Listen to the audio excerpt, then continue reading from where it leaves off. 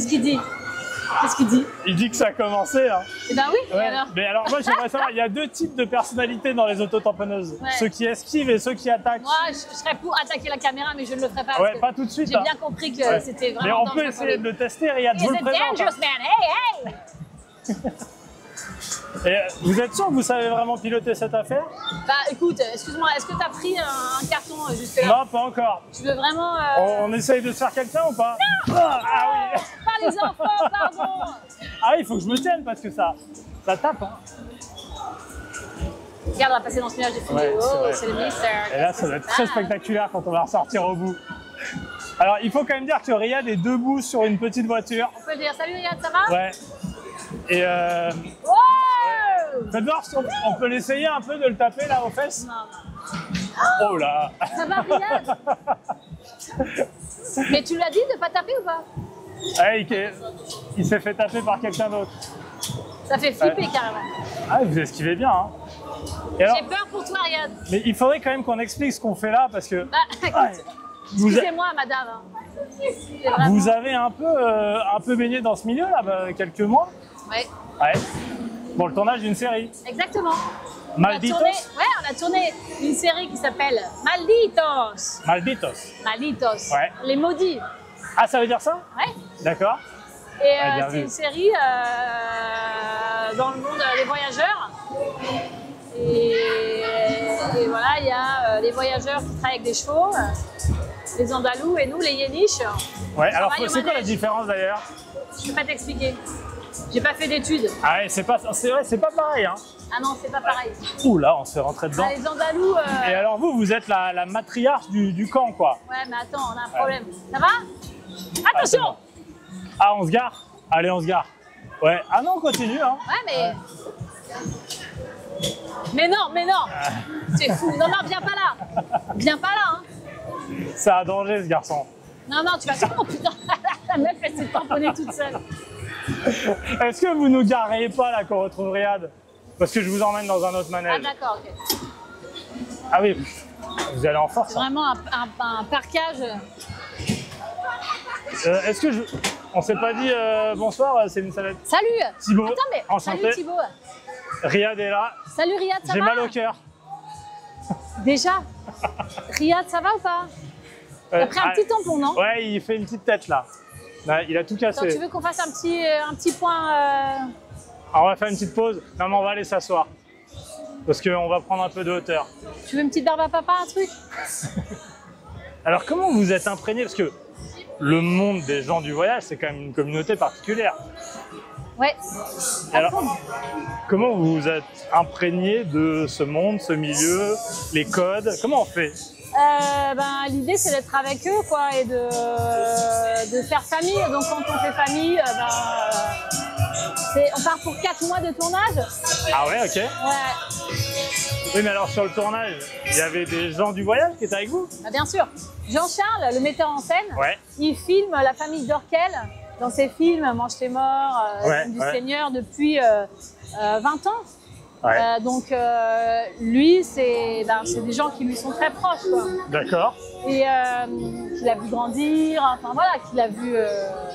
Enfin, il a grandi avec eux même. Ok. Et donc, C'est juste ici. ouais, l'idée c'était de faire famille avec eux. C'était quand même hyper périlleux de se dire que des acteurs peuvent, tu vois, se fondre dans eux quoi. Mais comment on fait pour pas tomber dans le cliché? Parce qu'il y a un peu le cliché de la famille gitane. Oui. D'abord on essaye quoi. Donc des fois, au début, on se plante pas mal, et puis on se plante de moins en moins, et puis après, on est au bout d'un moment, au bout d'une ou 2 semaines, on est vraiment bien imprégné. Et au bout d'un mois, on est comme chez nous, et Ouais. au bout de 2 mois. Enfin, tu vois, Parce que ça, on c'est une question dans le milieu du cinéma. Aux États-Unis, par exemple, ils se posent beaucoup la question de l'appropriation culturelle. Est-ce que je peux jouer quelqu'un que je ne suis pas? Moi, je trouve que c'est le rôle d'un acteur, justement, mais certains pensent l'inverse.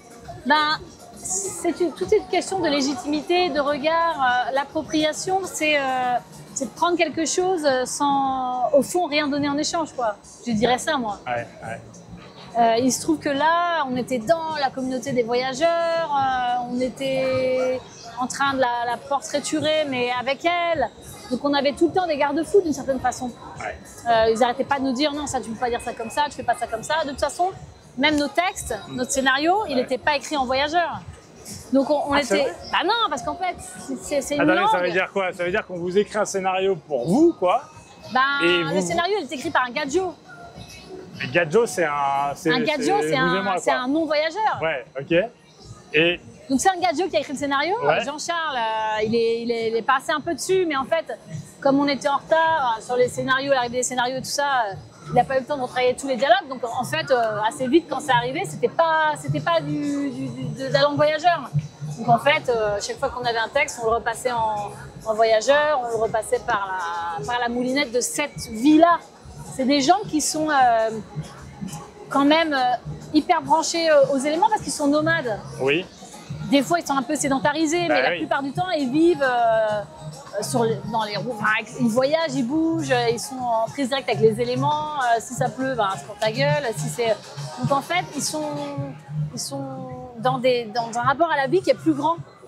Donc en fait, en plus d'aller chercher une langue, une poésie, une énergie, il fallait se hisser émotionnellement, parce qu'en fait, c'est comme si toutes les émotions étaient plus grandes. C'est pour ça qu'il y a un truc un peu shakespearien dans la série. C'est vraiment tout plus grand, quoi. Et aussi, comme ils sont précaires, d'une certaine façon, par le nomadisme, les rend fragiles. Ils sont à la fois plus fragiles et plus forts, quoi. Ouais. Parce qu'ils ont à se défendre plus. Donc ils sont donc, tout est exacerbé. Armés, ils sont, tu vois, et tout ça, c'est vrai. C'est pas des clichés. On monte. Bonjour. Est-ce qu'on peut monter faire 2 tours? J'ai vu ça avec, je crois que c'est James. Ah, c'est votre père? On peut faire 2 petits tours? Ouais. Ok, c'est génial. Merci beaucoup. Tenez, je vous en donne un. Merci. Je me rappelle plus ton prénom. Thibaut. Thibaut, on va se tutoyer. Parce que moi, déjà que je suis du une mal, personne âgée. Ouais, non, vous n'êtes pas âgé du tout. Bah, donc déjà, si tu veux pas que je me sente âgée, tu peux me tutoyer. Ouais, je vais tenter le coup. Vous me laissez me faire à l'idée? Ok. Bonjour. Bonjour. Voiture fermée ou voiture ouverte pour vous, messieurs? Oh là, non, fermée pour moi. Ah, fermée comme ça? Ouais. Ok, fermée alors. Vous avez peur? Ouais, je suis pas très rassurée. Génial. On peut faire 2 tours? C'est pas 5 minutes, mais 2 tours. Ah, bah 5 minutes. Non, bah 5 minutes, c'est très bien. Parfait, ouais, génial. Non, moi, j'aime pas trop, hein. Je suis pas hyper. Ah bon? Alors, Riyad va nous dire où est-ce qu'on doit se mettre. Ouais, Riyad. Ah, je me mets là. Ok. C'est beau. Et alors, on parle d'un... J'adorerais faire des photos de toi, Riyad. Parce que c'est vraiment hyper stylé. Vous pourriez faire une photo et les montrer aux gens qui nous regardent, parce que personne ne voit jamais Riyad. Salut Riyad. Tu te caches derrière ta machine. C'est vraiment pas sympa, Riyad. Je veux juste voir ta tête. Non, on prend vraiment de la hauteur. Très joli dans le soleil. Ouais. Et on dit que c'est un western. J'ai vu ça, western gitan. Vous trouvez que c'est bien? Ah oui, c'est impressionnant. Hein. Ah waouh. Ah ouais, soleil couchant. C'est trop beau. Waouh. On fait l'attraction plus tranquille quand je vois en face ce qu'ils sont en train de faire là. Je peux pas faire ça, moi. Non? Moi, j'ai trop peur. Vous avez tourné où d'ailleurs? On a tourné à Gassin, à côté de Saint-Tropez. Ouais. Dans une espèce de... à l'arrière, au cul d'une fête foraine, quoi. Ouais. Il avait un terrain. Trop bien. Qu'on a pu noyer, il y avait une bâche, on faisait couler de l'eau. Et c'était un peu, franchement, c'est là où tu dis, parce qu'en Camargue, c'était aussi hyper dur. Ouais. On était sous des tentes et tout ça. Et puis là, c'est pareil, pour faire famille avec les voyageurs, il n'est pas question que toi, tu aies ta caravane. Enfin, c'est pas vrai, on avait nos caravanes quand même, mais c'est les caravanes du décor, tu vois. Ouais. Il n'y avait pas de... Et vous dormiez pas? Non, on dormait pas dans le décor, mais tu vois, par exemple, on était... Enfin, c'était quand même pas hyper confort, quoi. Mais c'est pas, je pense que ça participe, tu vois, au truc.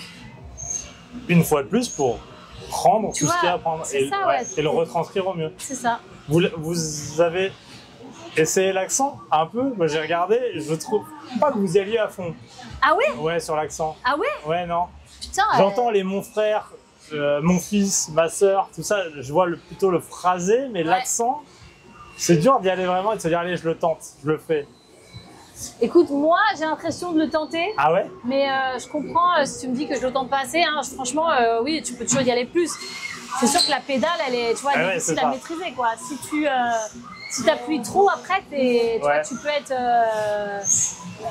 pas caricatural, mais ça peut se voir. En fait, l'idée, Oui, il faut c'est garder un naturel. exactement. Ouais. En fait, le truc de ça, c'est comme quand tu joues l'alcool et tout ça.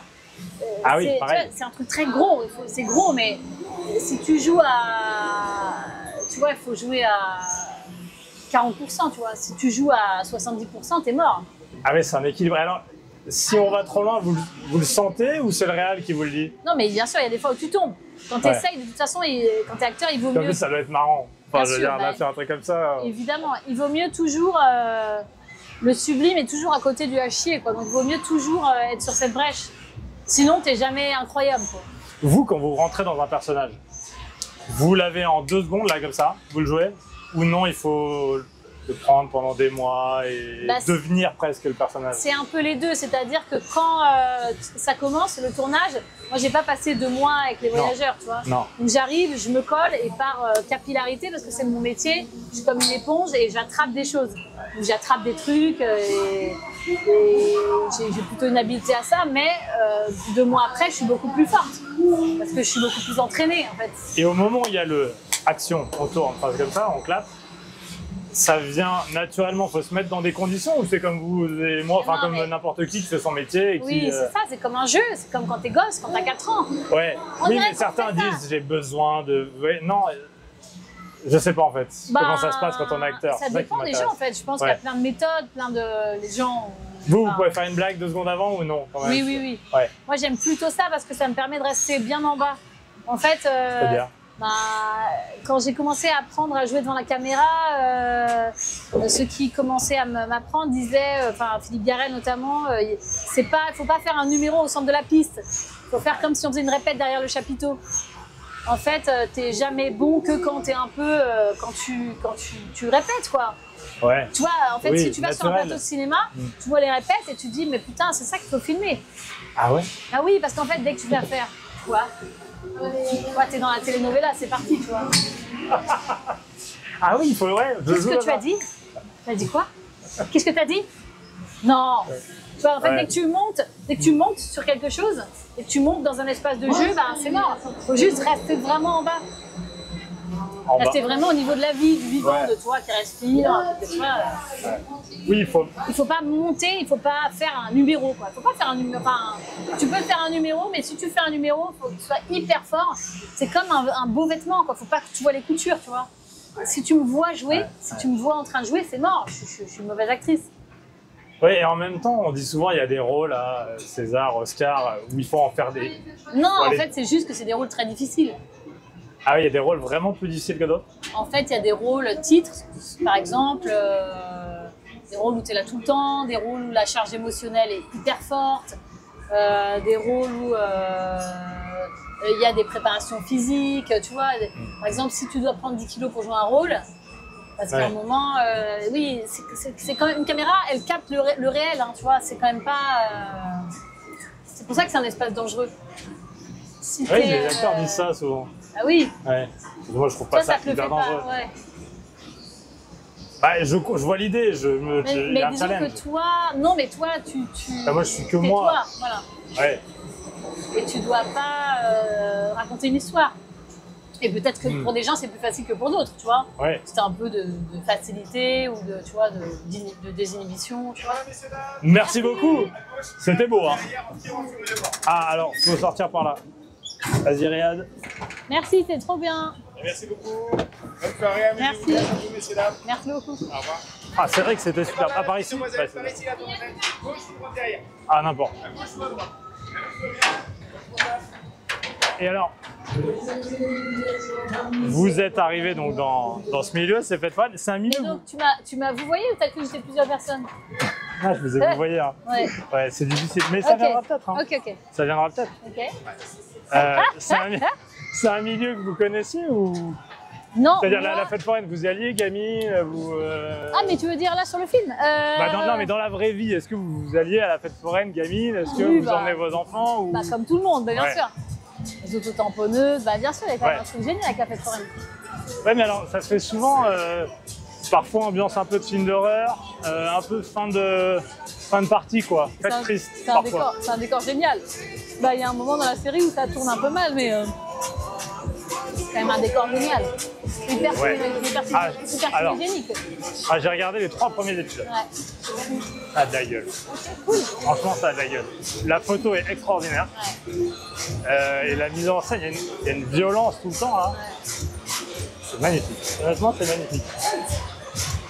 Vous saviez que ça allait ressembler à ça ou pas, quand vous vous engagez dans Non, un en projet? vrai, quand tu tentes un projet, tu sais jamais à quoi ça va ressembler. Si jamais ça va être réussi, raté, tu sais pas, tu peux pas savoir. Et quand vous avez fini de tourner, vous savez ou toujours pas?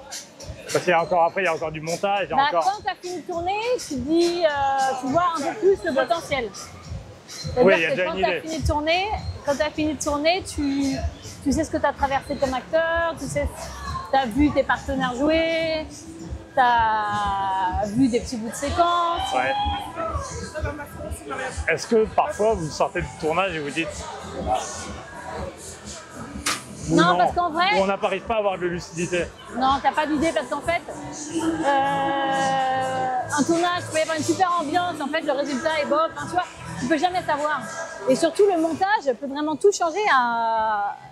Si t'as pas les séquences, si t'as pas des séquences de ouf, bon bah, ça c'est dommage, mais tu peux avoir des séquences dingues et rater un truc au montage ou essayer de lisser, ou, enfin, tu vois, tout est possible. Et Vraiment, vous avez votre mot à dire sur les scènes. Vous pouvez par exemple dire à la fin d'une scène, non, j'ai pas été bonne, même si le réalisateur veut s'arrêter. bien sûr, ouais, bien sûr. Enfin, Le réalisateur dit par exemple, là c'est un réalisateur, hein, c'est ça? ouais. Jean-Charles Hu. Il dit c'est fini, c'est bon pour moi, et vous dites non. Non, je veux pas rester là-dessus, je veux en faire Bien une. sûr, oui, tu peux, bien sûr. En général, le réalisateur, un réalisateur, c'est ton partenaire, tu vois, donc il n'est pas contre toi. Si tu dis gentiment, est-ce que je peux en faire une C'est dernière? toujours comme ça? Sans. Bah, il peut y avoir des réalisateurs qui cherchent les rapports de force, mais en général, moi, je trouve que ça n'a pas grand intérêt. Ouais. Ça vous est déjà arrivé dans votre carrière d'avoir des réalisateurs qui soient plus. Non, ça m'est jamais arrivé Ah avec ouais. des réalisateurs. Ça m'est arrivé avec un chef opérateur. Ouais, alors on peut expliquer ce qu'est un. Oui, un chef opérateur, c'est un opérateur, c'est-à-dire c'est lui qui C'est lui opère qui le tient film. la Ouais, caméra. ouais. Donc le réalisateur lui dit, enfin, met en place la scène et le chef-op, c'est celui qui filme. Oui, en général, on dit que le chef opérateur, celui qui travaille l'image, Ouais. c'est-à-dire autour du chef opérateur, il y a des assistants caméra qui s'occupent de la machine, caméra. Ouais. Il y a des électriciens qui s'occupent de la lumière, s'il y a des projecteurs, tu vois, les câbles et tout Ouais, ça. ouais, Et il y a des machineaux qui s'occupent de la machinerie, c'est-à-dire qui posent des rails pour Ouais, la machine. Quoi, qui est D'accord. donc, Mais alors le chef-op, à partir du moment où il tient la caméra, en quoi il a son mot à dire sur vous, ce que vous faites vous? en général, le chef-op, il peut avoir des choses à dire sur le mouvement, c'est-à-dire Ouais. c'est quand même un ensemble. Oui, Tu vois, bien par sûr. exemple, là, on est tous ensemble dans ce mouvement. Si je m'arrête, hop, tu t'arrêtes. On est comme un petit banc de poissons. Ouais. Tu vois, au ouais. cinéma, il y a Parfois, toujours un voir petit des fois, effet. Riyad, il y va très très loin. Hein. Ouais, mais Riyad, c'est un foufou. Il a Attention, toute sa Riyad, liberté. il y a une voiture Parce qu'il est à derrière la toi. fois chef-op et réalisateur. Enfin bon, Et ouais. il a toutes les casquettes. Et d'ailleurs, il a le melon et il passe difficilement les melons. Complètement, c'est très difficile. Là, on va rentrer dans la voiture, il faut qu'il baisse la tête. Hein. Et ouais, et donc ce chef-op, lui, il était. Il Non, rentrait mais dans je un n'ai rapport. pas trop envie de parler de Non, ça. non, mais mais tu vois, c'est-à-dire qu'il y a des c'est pour gens essayer de qui- comprendre les Ouais, mécaniques. bah, il y a des gens qui aiment bien travailler dans les rapports de force, Ouais. de tension, et puis il y en a d'autres qui, tu vois, préfèrent collaborer. En général, c'est mieux si on collabore. Alors, regarde, où est-ce que tu vas te mettre? Je suis très curieuse. J'ai tellement envie de te dire ta caméra. Mais vous pouvez, hein. Vous savez, on va le faire. Prochaine étape, Bien on le fait.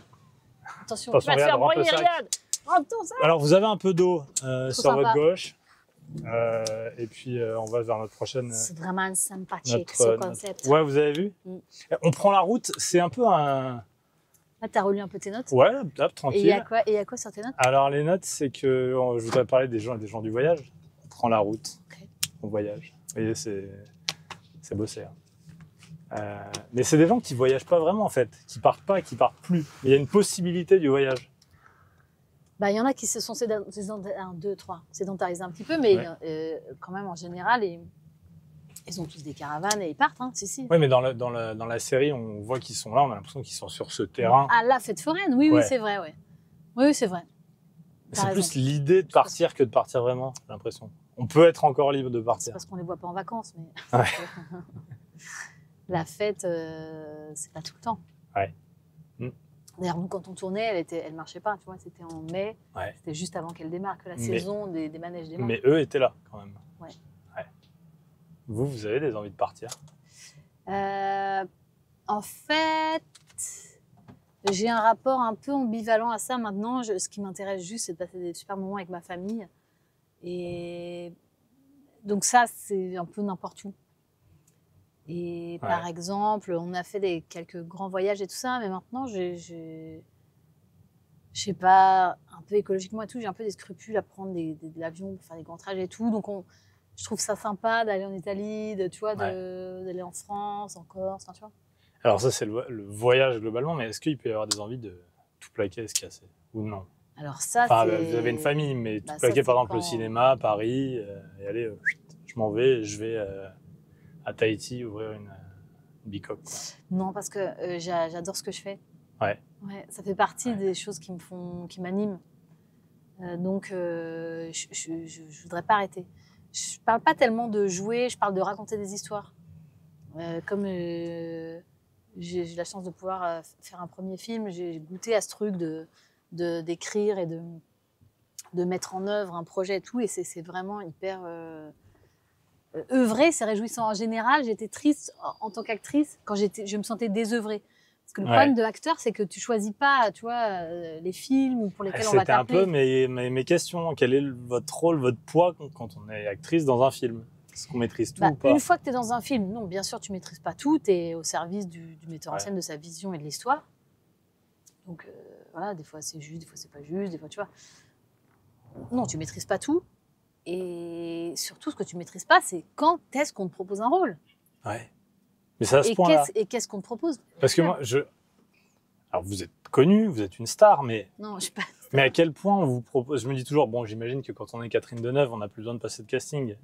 Et vous, par exemple... Bien. Je pense qu'à ce niveau-là, on est voilà. Mais à quel niveau on dit, bon, bah, il y a toujours une inquiétude. Là, par exemple, quand il y a des grands défis, quand j'ai joué Infinity, par exemple, c'était en anglais, donc il fallait passer des essais pour voir l'anglais. Okay. Donc, en général, passer des essais, c'est plutôt bon signe. Ça veut dire qu'il y a un challenge. D'accord. Ça veut dire qu'on t'a jamais vu là et qu'on n'est pas sûr à 100% que tu puisses le faire. D'accord. Là, par exemple, pour le film, j'ai pas passé, la série, j'ai pas passé d'essai, mais j'ai fait une rencontre déterminante avec Jean-Charles. Oui. S'il n'avait pas eu la certitude, enfin en tout cas la conviction, parce qu'il n'y a jamais de certitude, que... Il voulait bosser avec vous, et qu'il vous faisait confiance et que vous pouviez le faire. Ouais, c'était ça. C'était surtout, est-ce que elle va pas se faire égorger par les gars, je dis n'importe quoi, mais je veux dire, est-ce qu'ils vont l'accepter? Est-ce qu'ils vont bien l'aimer? Ça, c'est marrant. Oui, ça va tu au-delà. vois ce que je veux dire. Non, mais ça veut dire que ça va au-delà de la question du jeu, là. C'est une question presque de personnalité. Est-ce que ça va accrocher? Est-ce qu'ils vont la laisser faire ce qu'ils font? Oui, c'est ça. En plus, si tu veux, là, dans l'histoire, ils me mettaient en position de lead. Donc, oui, parce que vous êtes la patronne du clan. Donc, c'est une Gadjo qui joue une leaduse yéniche, mais c'est, tu vois, c'est délirant, avec des gars qui sont des vrais voyageurs, tu vois, bon, tu vois, c'est... Et c'est ma question de tout à l'heure sur est-ce que je peux jouer ce que je ne suis pas? Ça, la vérité, c'est que là, c'était franchement un gros défi. Et si au bout d'un mois, j'avais pas plu au mec, ou au gars, ou aux nanas, ou, tu vois, si ça avait fait des histoires, ça aurait été, tu vois, trop relou, quoi. Ça aurait été chiant, tu vois. Il y aurait eu de multiples d'autres problèmes. Déjà que c'est compliqué un tournage, si en plus il y a des problèmes de, tu vois, d'accord. Est-ce qu'on est d'accord, quoi? Est-ce que tu es suffisamment... faut être un peu... et puis, il faut être un peu zinzin pour y aller, tu vois, en vrai. Hein. Non, je te jure, pour aller là, parce que c'est... Tu vois, dans la série, il y a un niveau de violence qui est hyper haut, tu vois, faut monter à ce niveau. Faut être un peu, mais concrètement, est-ce que le premier jour où vous arrivez, on vous regarde un peu de travers? Non, parce que tout le monde... Franchement... Parce qu'il y a tellement un mythe autour de cette communauté qu'on imagine tout et sans doute n'importe quoi. Oui, bien sûr. Bah non, là, en vrai, tout le monde était trop sympa avec nous. Tout le monde avait envie que ça se passe bien. Tout le monde, tu vois, ils connaissaient quand même tous le cinéma parce qu'on avait tous fait avec Jean-Charles. Donc, c'était pas non plus on dit non-acteurs, mais c'est pas vrai. C'est des gens qui savaient très bien ce qu'était un plateau. Même s'ils avaient un peu moins d'expérience que nous, peut-être, tu vois. Mais... Est-ce que bon, j'imagine que vous arrivez parfois avec des a priori, mais est-ce que quand vous entrez dans un rôle et dans un milieu, vous avez de l'empathie pour ce milieu, Ouais, obligatoirement, complètement. toujours. Ouais. Ben oui, il vaut mieux pas entrer dans un projet sans empathie. En général, il vaut mieux pas être acteur, ni même être humain, sans empathie. Oui, Oui. oui, c'est vrai. Ah, mais ça, c'est vrai. Donc nous, c'est vrai que quand tu es acteur, c'est vraiment un gros muscle. Hein. Oui, mais on peut, par exemple, pardon, ouais, si vous vous mettez à jouer, je sais pas, un tueur en série, une tueuse en série ou une djihadiste ou que sais-je. Vous voyez, c'est difficile d'avoir... Bien mais sûr, en même temps, il y a un milieu, il y a un environnement à s'approprier, à connaître. En tout cas, il faut voyager dans les pensées de ça. C'est pour ça que, tu vois, moi, des fois, il y a des trucs que j'ai pas envie, tu vois. Par exemple. Non, mais un jour, on me posait un rôle, une femme d'extrême droite et tout ça, et j'avais pas envie de voyager avec ses pensées, tu vois. Parce qu'en fait, tu passes du temps avec des pensées. Ouais. C'est un peu bizarre de dire ça, mais en même temps, je te dis ça, et c'est un peu, tu vois, un a priori. Parce qu'évidemment, les gens qui votent à l'extrême droite, tu vois, sont aussi des gens, au contraire, chez qui il faut aller voyager en pensée, tu vois. Enfin, je veux dire, c'était une personne politique que je devais jouer. Ouais, je comprends. Tu vois, donc c'est quelqu'un qui vend des idées. Oui, pas seulement qui qu'il y les adhère. reçoit. Pas qui y adhère ou pas qui, tu vois. Donc il faut potentiellement pour se vendre mettre ses idées, dans l'idée que ce qu'elle pense est une vérité, et la vérité. Bien sûr. Ouais. Il faut le vendre, en fait. Il faut, tu vois, si t'es un bon Et acteur. en même temps, le défi est génial. Et en même temps, je comprends que si c'est pour 4 mois de tournage... Ouais, tu vois, est-ce que tu voyages? Est-ce que tu es OK pour voyager dans ça? Tu vois, tu côtoies ça. Et je dois dire la vérité, sur Malditos, c'était parfois très, très dur. Très dur. J'ai traversé des états sur le plateau que j'avais jamais traversé avant. Parce que c'était un niveau de violence extrême, en jeu. Mais tu vois, du coup, c'est... Parce que ça crie, ça pleure, ça ouais. se bouscule, Ouais. ça s'agresse tout au long de la série. Il y a énormément de tension, le niveau de tension il est énorme, et donc du coup, c'était parfois difficile, tu vois. Des fois, quand j'entrais le week-end, je gueulais, je faisais waouh. Ah oui, je suis mon personnage. Tu vois, il y a quelque chose de l'entraînement, en fait. Si tu montes en intensité, en niveau d'énergie, en truc, tu vois, des fois, tu reviens et t'es un peu... t'as du mal à redescendre, quoi. Je vous posais la question du départ et du voyage, parce que j'ai lu que quand vous étiez jeune, vous étiez un peu baba cool, quoi, un peu prête à partir. Est-ce que votre stabilité, votre sédentarité actuelle vous étonne? C'est une bonne question. Bon, je crois que quand on est jeune, c'est important de voyager, de voir le monde. C'est le bon âge, quoi. C'est le bon âge de découvrir et tout ça. Et moi, je suis à un âge où, en effet, je suis hyper heureuse de construire. Ouais. C'est comme, par exemple, je suis obsédée par l'idée de planter des arbres. J'ai pas encore de terrain, mais... Oui, d'accord. C'est là où vraiment non, mais sentir mon âge. Et c'est vraiment OK. Non, je rigole. Mais non, en mais alors moi, je trouve ça génial, mais c'est un bon exemple. C'est-à-dire que la racine, quoi. Ouais. Je suis obsédée par l'idée de planter des arbres. Obsédée, je te jure. Et vous habitez à Paris? Oui, vous plantez où? Non, mais je vais trouver un terrain. Au bois de de Vincennes, une fois par semaine. Je vais trouver un terrain. Ouais. Je fais une formation à la ferme du Bec et Loin. Charles, Lila, love you guys. Qui est une des premières fermes en permaculture française, qui est une ferme exemplaire et merveilleuse. Et c'est où, ça? Et c'est en Normandie. Ouais. Et c'est franchement... Ça s'appelle comment? La ferme du Bec et Loin. Du Bec et Loin. Ouais, ils cherchent des mécènes. Si vous voulez investir dans un endroit merveilleux, allez-y. Ah oui, Bec et Loin, H-E-2-L. Exactement. O-I-N. Exactement. O-U-I-N. Et en vrai, ils font un travail incroyable. C'est-à-dire qu'ils arrivent à montrer, par des études, ils ont fait beaucoup d'études sur leur terrain, qu'une agriculture du partenariat, une agriculture de l'association, t'associes les végétaux entre eux, ils se rendent des services mutuels, avec aussi les animaux qui rendent aussi des services. Cette agriculture du partage des tâches, elle est beaucoup plus fertile et productive qu'une agriculture que lui, il appelle l'agriculture de... Ça va, Riyad? T'as un peu mal... Qu'une agriculture il appelle ça l'agriculture de steppe, qui est notre agriculture occidentale, celle avec laquelle on a évolué, nous, mais qui a transformé les forêts en désert. Tu vois, et en fait, notre grand danger... Est-ce que c'est possible de l'appliquer à grande échelle pour nourrir l'ensemble du pays? Absolument. Ouais, c'est possible. En fait, c'est plus productif. Oui, alors oui, mais ça, j'entends beaucoup que c'est plus productif, mais qu'on ne peut pas, sur une parcelle d'1 hectare, c'est plus productif que... mais à grande échelle, j'entends souvent que c'est difficile de le mettre en place parce qu'on n'arrive pas à faire assez de volume. Oui. Alors moi, j'y connais rien, mais c'est Oui. ce que je lis. Et donc, Mais voilà. en fait, c'est une pensée à court terme. Ouais. Mais on sait que la pensée à long terme, en termes d'agriculture, Ouais. c'est une pensée qui est intéressante parce que les agriculteurs aujourd'hui se retrouvent confrontés à des sécheresses de Bien plus en sûr. plus grandes et ils sont en monoculture. Ouais. Tu vois, quand sur ton champ, évidemment, tu as enlevé avec le remembrement CF, mon ami Inès Léraud, qui a fait cette BD sublime qui s'appelle Champ de bataille, Ouais, je connais pas. sur le remembrement Ouais. en Bretagne, pour moderniser l'agriculture. Ils ont enlevé toutes les haies, tous les arbres, pour faire des grandes, voilà, des grands champs, en expropriant des gens au passage, bref, et en détruisant toute la biodiversité qu'il y avait dans ces petites zones de culture, pour entrer dans une agriculture de masse. Et ben, malheureusement, on produit beaucoup d'effets secondaires très nocifs. Et notamment, il y a beaucoup de fragilité quand tu fais une monoculture et que, par exemple, elle meurt de sécheresse ou elle meurt de grêle ou elle meurt d'insectes ou elle meurt d'un virus. En fait, il n'y a plus rien qui la protège. Je comprends. Et en Parce qu'elle est plus- plus dans son environnement Ouais, naturel, et en classique. plus, Ok. on tue les sols. C'est-à-dire qu'on appauvrit les sols. Un sol de champ, tu le regardes, il est tout sec, tout gris, ça, et la terre au bec est loin, c'est une terre qui est verte, hyper riche, qui est grasse, qui est, tu vois, je veux dire, tu sens, et les légumes ont un goût Et vous vous formez à quoi là-bas? Et bien là-bas, tu te formes à apprendre ça, à apprendre la permaculture. Donc tu peux te former à avoir une micro-ferme. Ouais.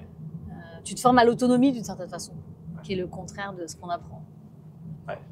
Donc si on a un problème... Enfin, tu te formes à l'interdépendance. C'est pas vraiment l'autonomie. Ouais. C'est-à-dire, tu te formes à comprendre que tu es dans un monde où on est tous interdépendants. Oui. Et on a tous besoin les uns des autres, quelle que soit notre échelle. Il n'y a pas de plus fort et de plus faible, en fait, parce que même le plus fort a besoin du plus petit. Même la chèvre a besoin du ver de terre. Ouais. Donc, non, mais ça s'applique, ce qu'on peut appliquer dans l'agriculture et dans une ferme s'applique à la vision du monde qu'on peut avoir, oui, bien sûr. Donc, aujourd'hui, vous plantez des arbres.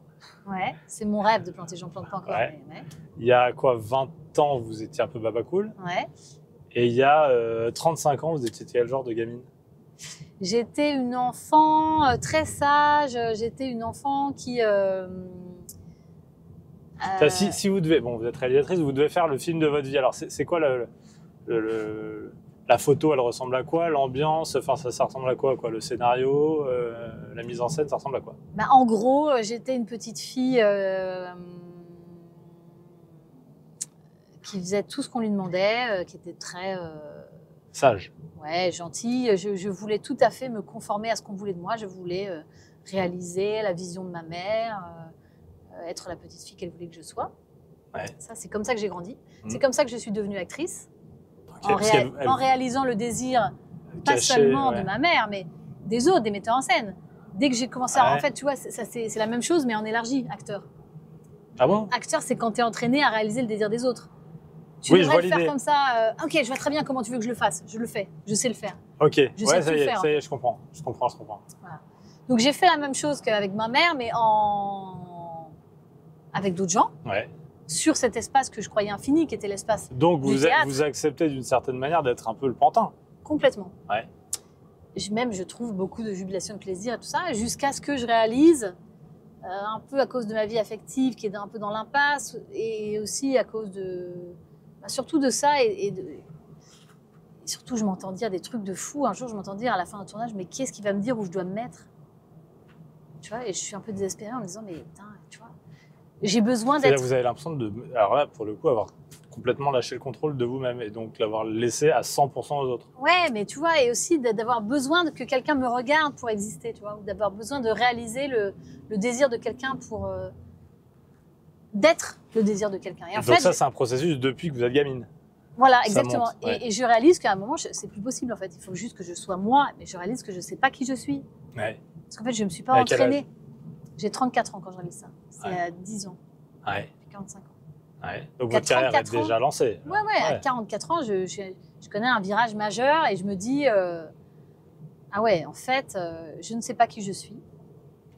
Alors, J'ai toujours se vécu dans le caractérise comment? désir des C'est autres. quasiment une dépression. Enfin, c'est quand on prend conscience Ouais. de ça, c'est... Ouais, c'est massif. Franchement, c'est c'est quand tu réalises que ta maison est pourrie, quoi, que toutes les fondations que tu croyais, tu vois, tout le papier peint au mur se décolle, ça fait des cloques, en fait, tu vois, tout est moisi. Tu fais, ah, ok, attends, donc alors non pas seulement il faut que j'abatte les murs, mais il faut que Fondation. Ouais, il faut que j'enlève les poutres, tu vois, tu vois. Parce qu'en fait, il y a des termites qui sont montées, donc en fait, tu vois, donc en fait, il faut tout enlever, couler une chèvre de béton. L'enfance, quoi. Hein, ouais. L'enfance. La naissance, moi, je dirais. Ah oui. La renaissance. En fait, quand tu te fais naître, moi, j'ai connu à un moment décider de me faire naître moi-même, de me dire, ok. Donc là, je décide que j'ai vraiment envie d'être moi. Il y a une prise de conscience. Ouais. Toute seule, mais après, il faut pouvoir agir Voilà. sur soi-même. Bah, heureusement, on vit aujourd'hui, on a plein de ressources, tu vois, psy, hypnose, enfin, tu vois, tu as plein de ressources aujourd'hui. Ah, vous avez fait ça? Ah oui. Et franchement, je conseille à quiconque dans l'existence d'aller revisiter ces fondations parce qu'en fait, on peut toujours évoluer, progresser, s'améliorer. C'est trop sympa ce que vous faites, monsieur. Waouh! Ouais. Là, j'assiste à un truc en direct, j'aimerais tellement avoir la caméra. Bouteille de la part de Guillaume. Ouais. Merci, Guillaume. Et oui, mais parce que vous avez la chance, peut-être, j'essaye de saisir, de revenir et de redevenir vous une fois un tournage terminé. Donc, très régulièrement, vous faites un point sur vous-même. Donc, vous avez la chance de pouvoir vous analyser. Les gens qui ne sont pas acteurs, qui, par exemple, ne jouent pas la matriarche de Malditos ou la leader d'extrême droite, ils n'ont pas le temps de revenir vers eux-mêmes. C'est vrai, vous avez raison. On a beaucoup de... C'est une chance. Quand on travaille de façon intermittente, on a le luxe de pouvoir penser. Donc c'est vraiment un métier de luxe, quoi, luxueux. Enfin, au fond, s'arrêter de travailler, c'est hyper bénéfique, quoi. Ouais. Ne pas être dans la survie, ne pas être obligé de... Et vous en prenez conscience à un moment de votre carrière où il y a une stabilité financière, où ça y est, vous êtes un peu rassuré sur le fait que vous allez pouvoir être actrice? Tout ça a lieu parce que, en effet, j'en ai l'opportunité, à la fois en termes de temps et l'opportunité financière. Et c'est... Mais alors concrètement, vous faites quoi? Enfin, bon, psy, mais hypnose, vous tentez des trucs qui marchent pas du tout? Ou il y a toujours un petit truc à prendre? En fait, oui, tout marche un peu. Ouais. Tout marche un peu, mais là, c'est pareil. C'est comme tout, c'est l'entraînement qui compte. Donc, j'avoue que moi, là, je fais tous azimuts, quoi. Je lis, Vous achetez des bouquins de développement personnel? Un peu ça, mais aussi d'autres bouquins. J'ai lu un bouquin génial qui s'appelle « Les femmes qui aiment trop ». 1500 pages de témoignages sur que des femmes qui disent « Ah ouais, j'étais avec ce mec toxique, mais pourquoi? Mais je pouvais pas être avec quelqu'un d'autre. Après, j'étais avec un mec, mais je le trouvais chiant.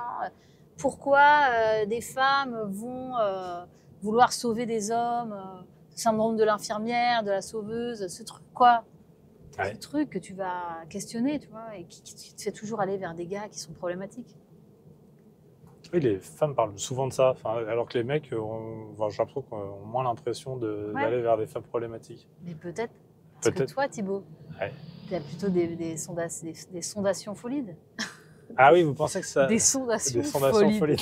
Cette contrepétrie est formidable. J'aimerais bien que ce soit une contrepétrie, j'aurais vraiment du génie. Des fondations solides. Ah oui, vous pensez que les hommes... Non. Je pense que chaque individu est différent. Je pense qu'il y a des hommes qui sont attirés par des femmes problématiques de la même manière. Qu'est-ce que tu en penses, Riyad? T'es plutôt dans quelle catégorie, toi?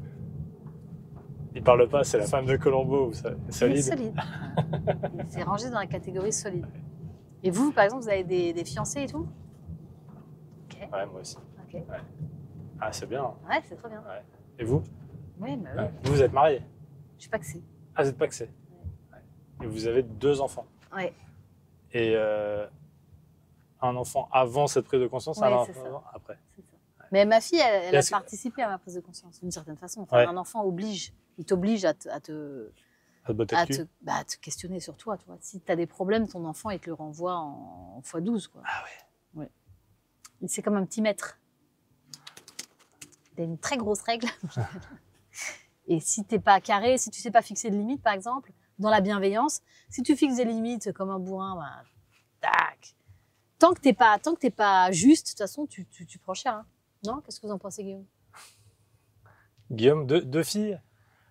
Ouais, 2 filles. Et quel âge elles ont, Guillaume, vos filles? 9 ans et 16 ans? 5. Voilà. Et à 5, c'est un très très bon maître. Mais par exemple, 0, 1, 2, 3, 4, là, ça apprend sec. Hein. Ah ouais. Vous êtes d'accord avec moi, Guillaume? Là, faut sérieusement t'es obligé de te réévaluer tous les jours. Hein. Tous les jours, tu fais, alors, qu'est-ce que j'ai appris à l'école de parentalité aujourd'hui? Et d'ailleurs, je trouve ça vraiment complètement con. Tu vois, par exemple, être parent, c'est un des trucs les plus durs au monde. Il y a personne qui te dit rien là-dessus. Ouais. Bon, enfin, en même temps, c'est le truc le plus dur au monde, mais que tout le monde fait. Mais oui, mais tout le monde fait mal. Ouais. Tout le monde peut mieux faire, pourrait mieux faire. Et c'est Oui, vraiment... mais en même temps, ce serait quand même hyper triste d'avoir un guide des parents. Mais Enfin, c'est vraiment absolument absurde de dire ça. Mais non, mais parce que. Mais je t'assure que le jour où tu auras des gosses et que tu seras dans la merde, tu seras au fond du seau, mec, en train de chialer et de pleurer du sang, des larmes de sang. Tu te dis, ah, mais putain, mais où est le bouquin qui va m'apprendre ce que Mais je oui, mais on n'a pas envie de stéréotyper l'éducation. Mais c'est pas une question de Bah stéréotype. si, parce que si j'ouvre un bouquin, on va me dire il faut faire comme ci, comme ça. Mais je te jure qu'un enfant a des besoins spécifiques. Oui, que tous les, Et que si tu les connais enfants pas, ont besoin. Mais à certains âges, bien Ouais. sûr. Si tu les connais pas, bah Et pourquoi vous l'écrivez pas ce bouquin? Mais il y en a plein qui existent. Ouais. Mais pas des bons. Si, Ouais. si. Ah oui, il y a des bons. Mais je veux dire, excuse-moi, est-ce que quelqu'un t'apprend à gérer un budget dans ta vie? Moi, franchement, je trouve qu'on a un problème avec l'école. On n'apprend rien de bien, de utile, quoi, à la vie. Ouais. Rien Oui, d'utile mais à parce la que vie. ça, c'est pas le rôle des parents plus que de l'école. Tu veux dire quoi? Bah, l'école, elle est plutôt là pour enseigner un apprentissage scolaire et le parent est là pour éduquer à la vie, non? En fait, l'école. Enfin, d'ailleurs, ça peut se mélanger, hein, vous voyez, mais... Bah, par exemple, un enfant qui passe, je veux dire, toute sa journée à l'école, c'est son endroit d'apprentissage de la vie. Oui, c'est vrai. Tu peux Et pas de la vie en séparer. société, Bah bien oui, sûr. tu peux pas non, ça, c'est séparer, vrai. tu peux pas Ah, mais dire ça, complètement. un enfant qui passe, je veux dire, il passe toute sa vie à l'école. Ouais. Tu peux pas dire, genre, tu vois, des fois, son parent, il le voit de 20h, de 19h à 20h. Ouais. Tu vois, et le week-end, mais bon, tu vois. Et donc qu'il y ait 2 anniversaires pour que. Alors vous, Allez, éduqué par votre mère pour lui faire plaisir? Non, mais. Enfin, ou vous vous mettiez dans cette position-là, Oui, ou c'est elle qui vous le réclamait? Non, mais moi, j'ai grandi comme ça. J'en veux pas du tout à ma maman. Ils faisaient quoi vos parents dans la vie? Alors, mon père travaillait à la SNCF. Ok.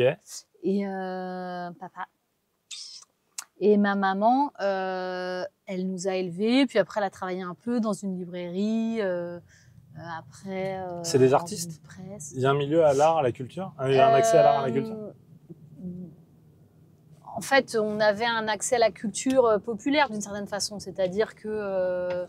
Enfin, oui et non. Mon père, c'est un passionné de science-fiction. Tu regardes ma bague.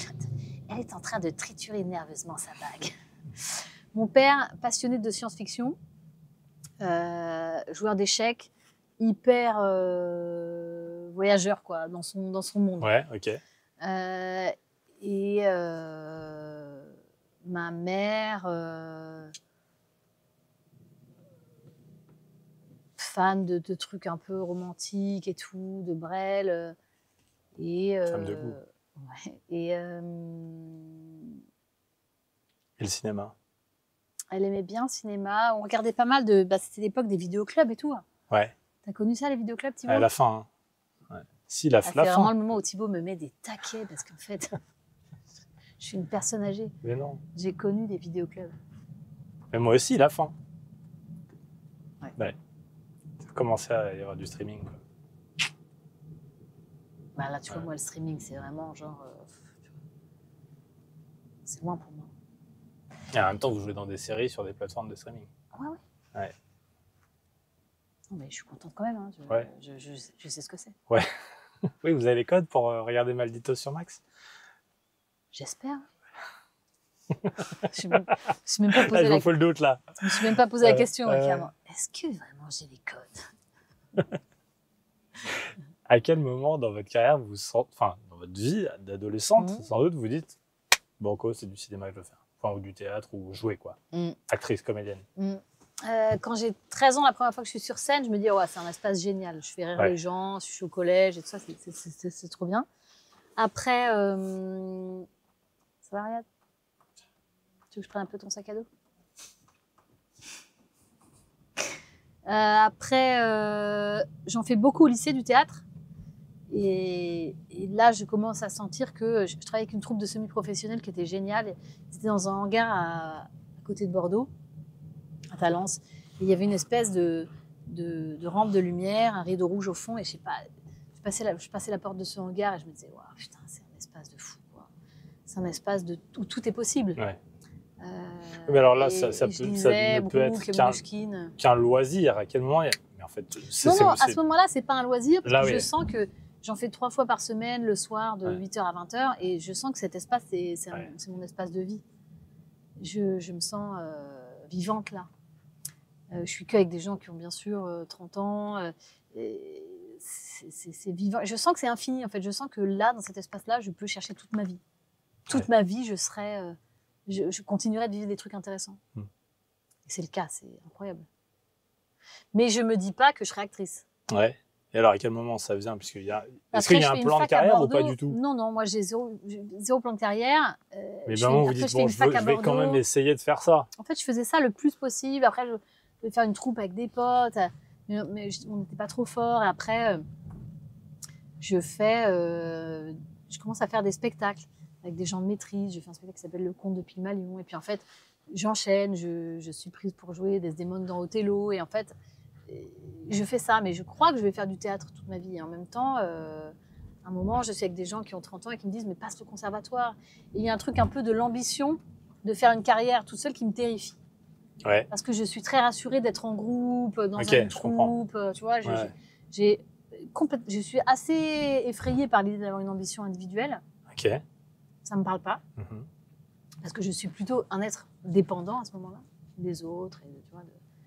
Et en même temps, j'écris une lettre de motivation, je sors de mon confort et je réussis le concours du conservatoire de Paris. Et donc là, je m'engage, mais de nouveau, c'est pas individuel. En fait, c'est jamais individuel. Oui, parce que là, à nouveau, on rentre dans une troupe. Exactement. Être dans une communauté de jeunes gens. En fait, toujours avec une communauté, même sur un plateau de cinéma, c'est une communauté de gens passionnés qui portent un film. En fait, le cinéma, c'est vraiment, et le théâtre, c'est vraiment des arts collectifs.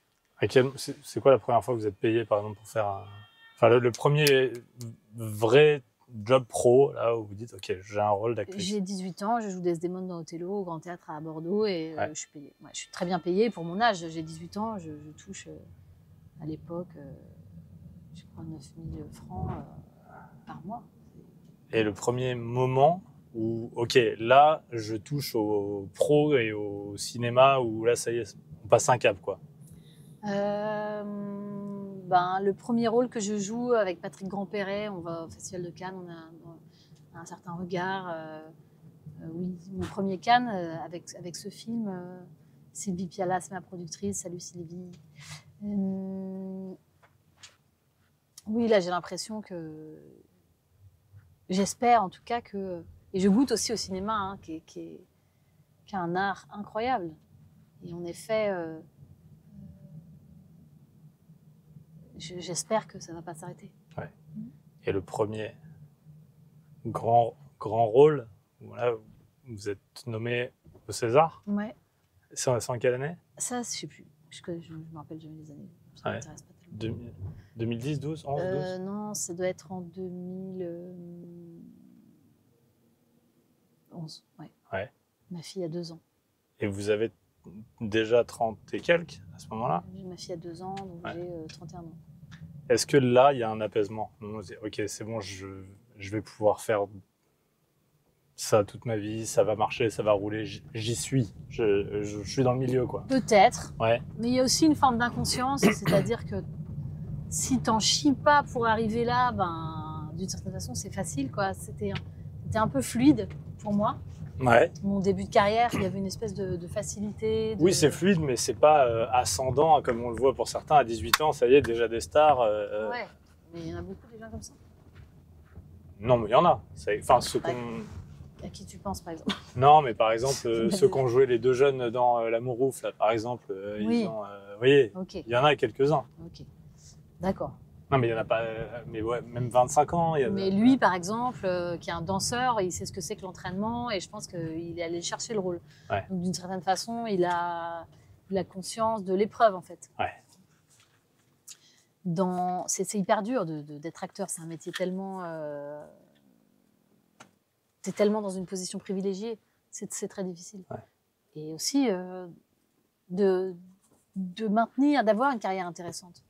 C'est difficile. Oui, c'est-à-dire c'est pas certain qu'il de font une carrière de 30 ans derrière. De continuer d'être passionné par son métier, par les projets qu'on fait, c'est difficile. Et certains disent, bon, alors vous, c'est pas arrivé non plus à 50 ans, hein, vous n'êtes pas Louis de Funès, mais certains disent c'est peut-être pas mal que ça arrive pas tout de suite à 20 ans quand je suis pas assez solide. Vous avez parlé de Funès, j'adore de Funès. Il y a un texte de Valère Novarina. Oui, vous mettez vous voyez. Ah ouais, c'est vrai. Vous êtes contaminée. Je suis vraiment une actrice. Je suis vraiment comme une éponge. Ouais. Il y a un texte de Valère Novarina qui s'appelle Pour Louis de Funès, qui raconte comment De Funès était sur scène au théâtre et qui dit vraiment il passait par-dessus lui, quoi.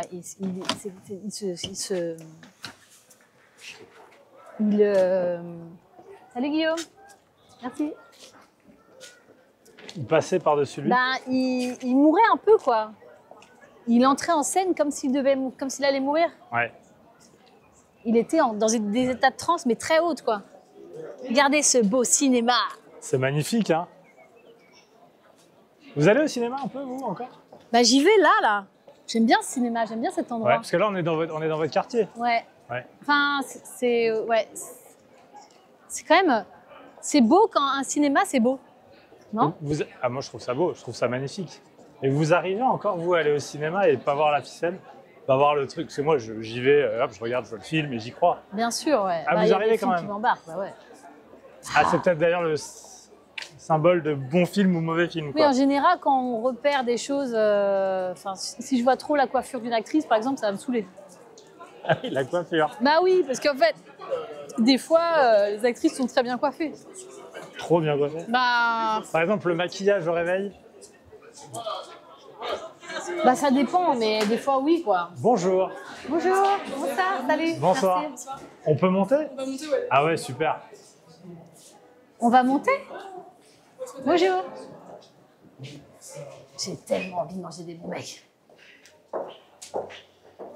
Oui, le maquillage au réveil ou des trucs comme ça. Mais, ou par exemple, vous pouvez vous dire, il est beau ce plan, ils ont dû faire un travelling comme ça. Enfin, non, il ne faut pas y penser. Je veux dire, si on pense à ça en regardant un film, c'est mort. On ne peut pas rentrer dedans. Mais en fait, je crois que... Et toi, par exemple, tu vois des choses dans des films? Il y a des trucs dans les films qui te font sortir mais du non, film? parce que moi, je suis jamais allé sur un plateau de tournage. Ouais. Donc, je ne peux pas savoir. Enfin, j'ai aucune idée si, de en comment même temps, on fait. regarde, ça, c'est un plateau de tournage. Oui, d'une certaine manière. Oui, c'est vrai. Bonjour. Bonjour. On peut aller vers où?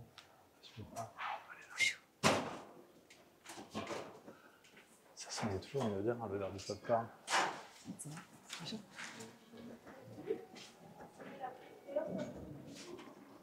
Vas-y, je vous en prie, je vous laisse entrer dans la salle.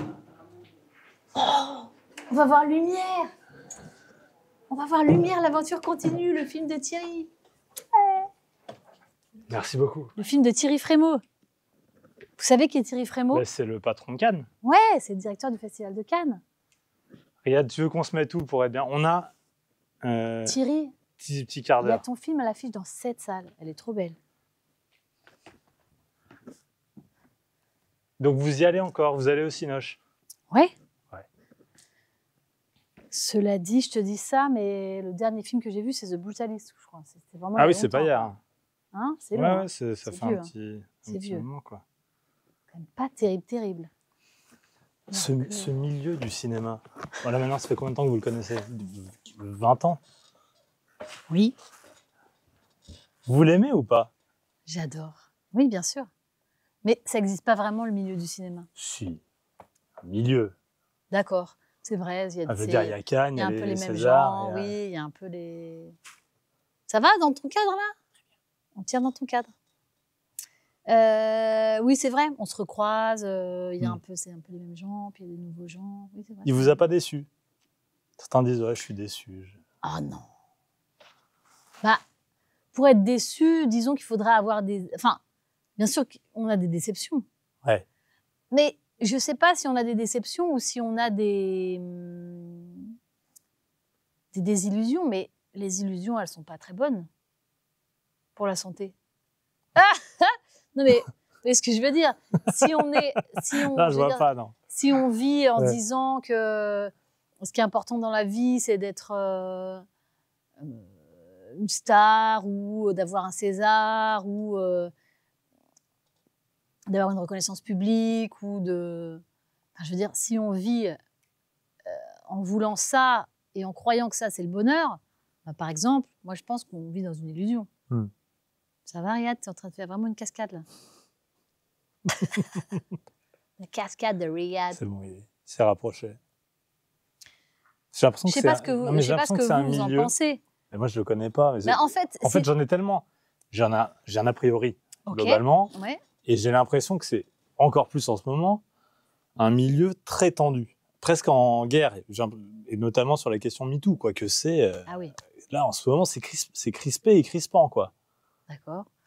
Peut-être pas. Ça se trouve sur les plateaux de télé, sur les plateaux de tournage, tout va bien. Non, mais d'abord, comme tous les milieux, c'est aussi un milieu d'une grande violence. On va pas se mentir. C'est un milieu comme la société évolue. Ce qui est violent dans le milieu du cinéma, c'est que il n'y a pas de filet de sécurité. C'est-à-dire que des gens parfois commencent des carrières et puis disparaissent. C'est comme ça. En fait, c'est la loi du désir. Donc pour être désiré, faut rester désirable et en fait, il y a toujours, ce désir, il est insaisissable. Qu'est-ce qui fait le succès d'un film? C'est insaisissable. C'est pour ça que c'est vraiment un milieu de joueurs. Ouais, c'est-à-dire que c'est tapis à chaque fois. Il y a des bêtes, tu vois. Ouais, exactement. Ouais. Tu vois, pourquoi c'est si excitant? C'est aussi parce que les producteurs parient. Alors, et il y a des gens sur qui tu veux plus parier, mais en même temps, bam, c'est eux qui vont faire un succès. Et en fait, finalement, ils étaient ouf, mais je le savais. Mais putain, ouais, en fait, c'est ça. Pourquoi Et donc, il y a ce truc dans le milieu du cinéma. Ouais. Qui veut ce projet? Qui ne veut pas ce projet? Les catégories A, catégorie B. C'est quoi ça?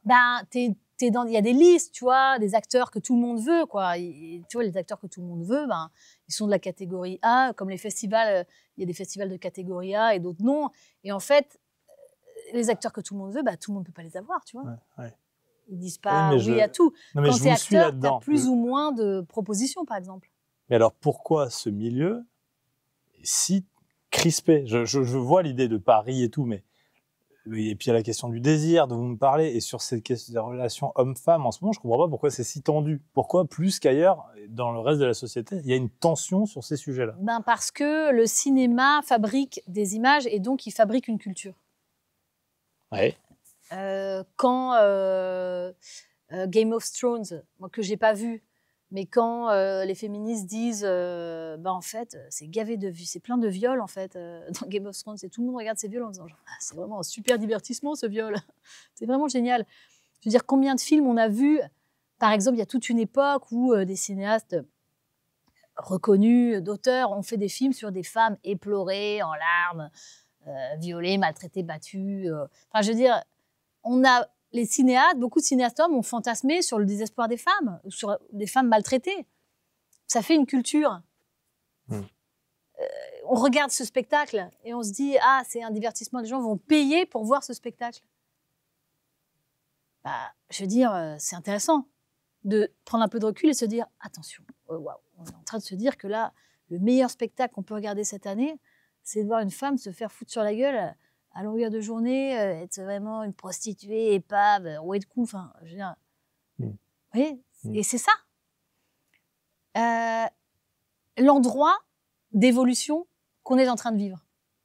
D'abord parce qu'il y a de plus en plus de femmes qui font des films, que maintenant c'est un acquis, quasiment, que ces femmes font des films sur des femmes ou des hommes indifféremment.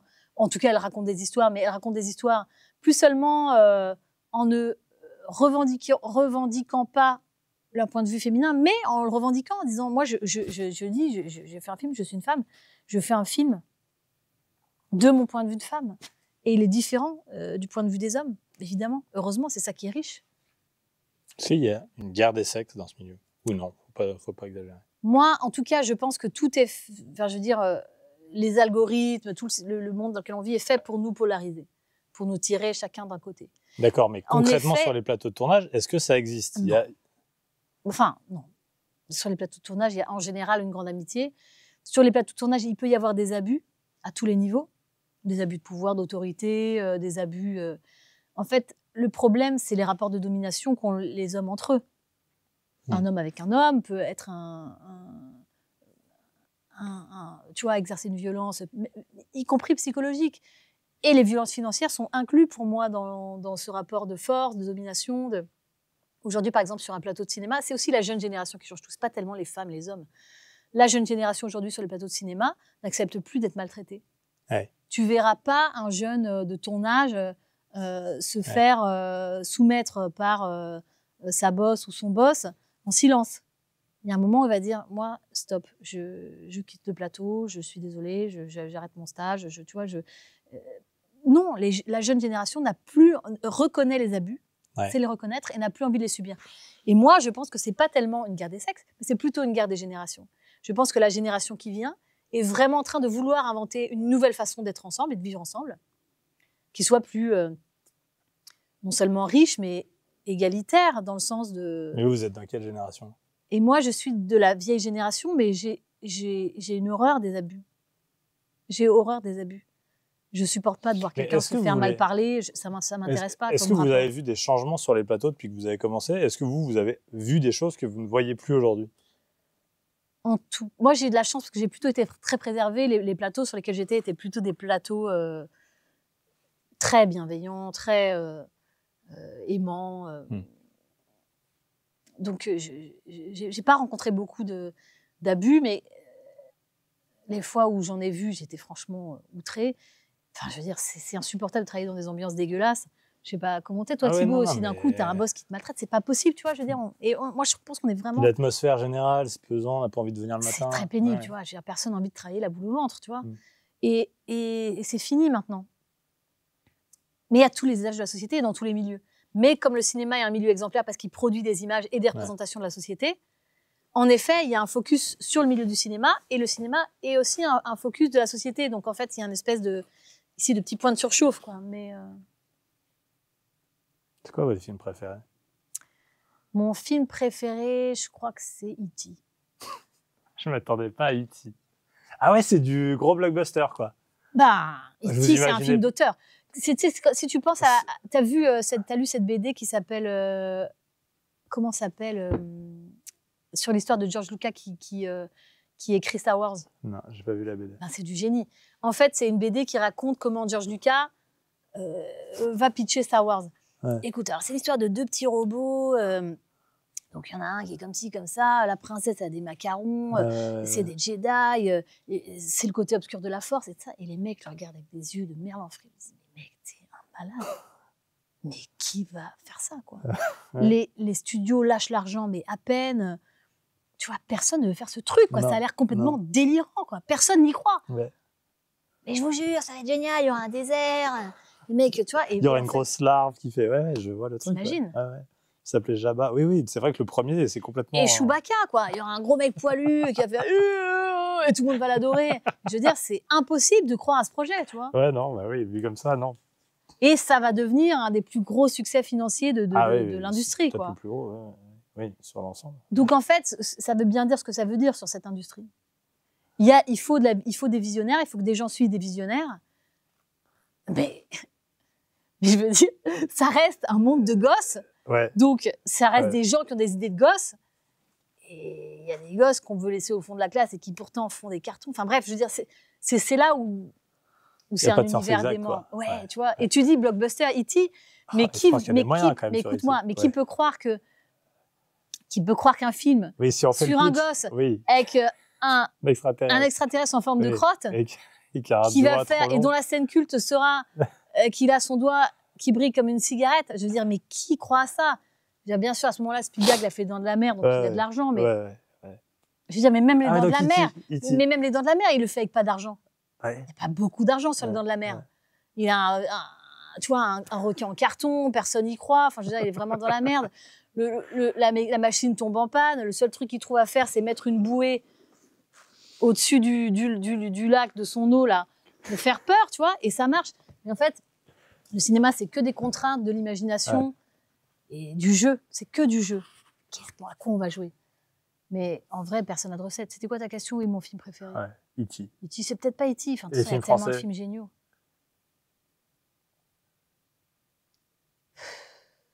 Attends.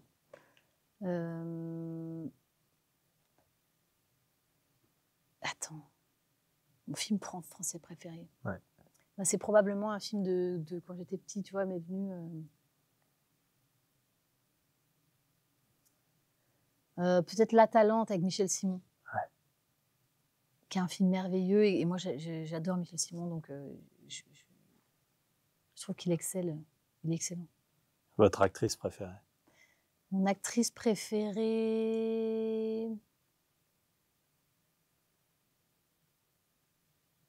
Bah, j'ai plein d'actrices françaises que j'adore. Ah, mais il faut choisir. Ok. Vous êtes en train de peser le pour et le contre? Non, non. Bah, Dina Roland, certainement. Ouais. Ah, c'est pas une française. Non, tu veux une française? Non, non, ça me va. Et l'acteur? Et acteur, je dirais celui qui m'a le plus impressionné, c'est Daniel Day-Lewis. Ouais. Dans sa carrière, son œuvre, mais Christian Bale est vraiment pas mal non plus. Même idée, hein, des acteurs là qu'on parlait au début qui veulent perdre du poids, qui s'impliquent. Oui, voilà. Ouais. Des rôles exigeants. Ouais. Des gros trucs. Ouais.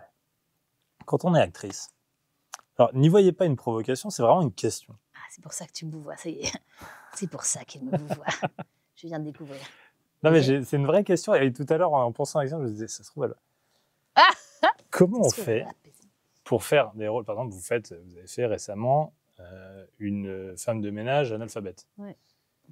Et quelques jours, mois après, vous êtes à Cannes, dans une robe de couturier, au Carlton, enfin, je ne sais pas. Et comment c'est possible de vivre comme ça? Et comment on peut se sentir légitime à jouer la... Ouais, je comprends. Ben, en vrai, j'y mets tout mon cœur. J'ai beaucoup de... Quand j'ai joué Brillante, j'ai lu un livre extraordinaire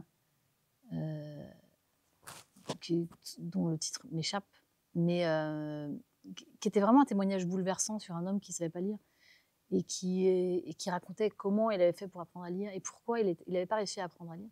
En fait, si tu es un être humain et que tu fais un travail un peu d'amour et d'empathie avec des situations humaines, de pauvreté, de grande richesse, de terreur, de gloire. Enfin, je veux dire, l'âme humaine, elle est mystérieuse, insondable, passionnante.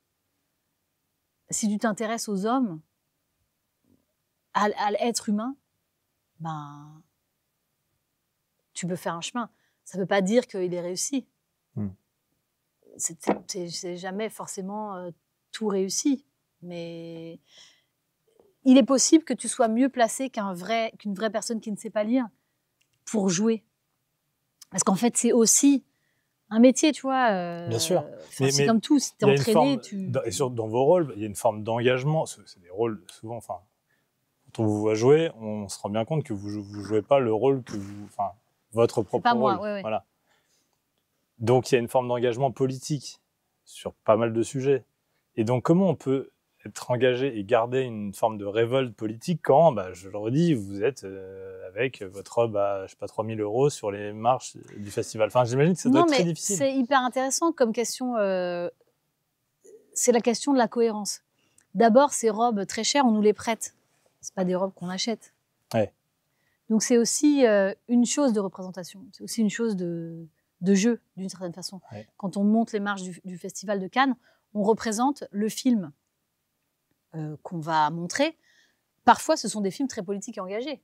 Oui. Et donc, en effet, on se part de beaux atours, mais ces atours et ces vêtements sont au service de l'art. Et l'art, c'est divertissant, politique, grand, beau, merveilleux. Et en fait, ces vêtements dans ces vêtements, il y a aussi la quête de ça, de cette beauté, de cette grandeur, de cette... Je veux dire, il y a aussi des vêtements politiques sur le tapis rouge. Et en fait, il y a de tout. Il y a de tout. Il y a de la diversité. Grandeur et misère. Et est-ce que parfois, vous êtes posé, vous, la question de votre légitimité en disant « Est-ce que là, je peux jouer ça, quoi, alors que j'ai cette vie-là qui est plutôt confortable ?» Ouais. J'avoue que je ne me la pose pas parce que, en effet, j'ai une vie confortable, mais qu'elle reste à mesure humaine, en fait. Je me sens pas supérieure au reste de l'humanité. Tu vois, depuis ma position d'actrice, je ne pense pas qu'elle fait de moi quelqu'un de supérieur. Ouais. On sort parce que je crois qu'il y a une séance. Allez. Ah non, on peut rester encore un peu. Ah ouais bon, non, mais on va. Vous voulez y aller? Bah oui. C'est vrai qu'on est bien dans une salle de cinéma. Moi, je viens toujours dans les salles de ciné pour voir un film, hein, globalement, mais... Ah oui, il faut sortir par Ah, le on peut côté, sortir. Allez, on sort par là. Parfait. Merci de nous avoir accueillis dans cette salle de cinéma. Merci. Merci beaucoup.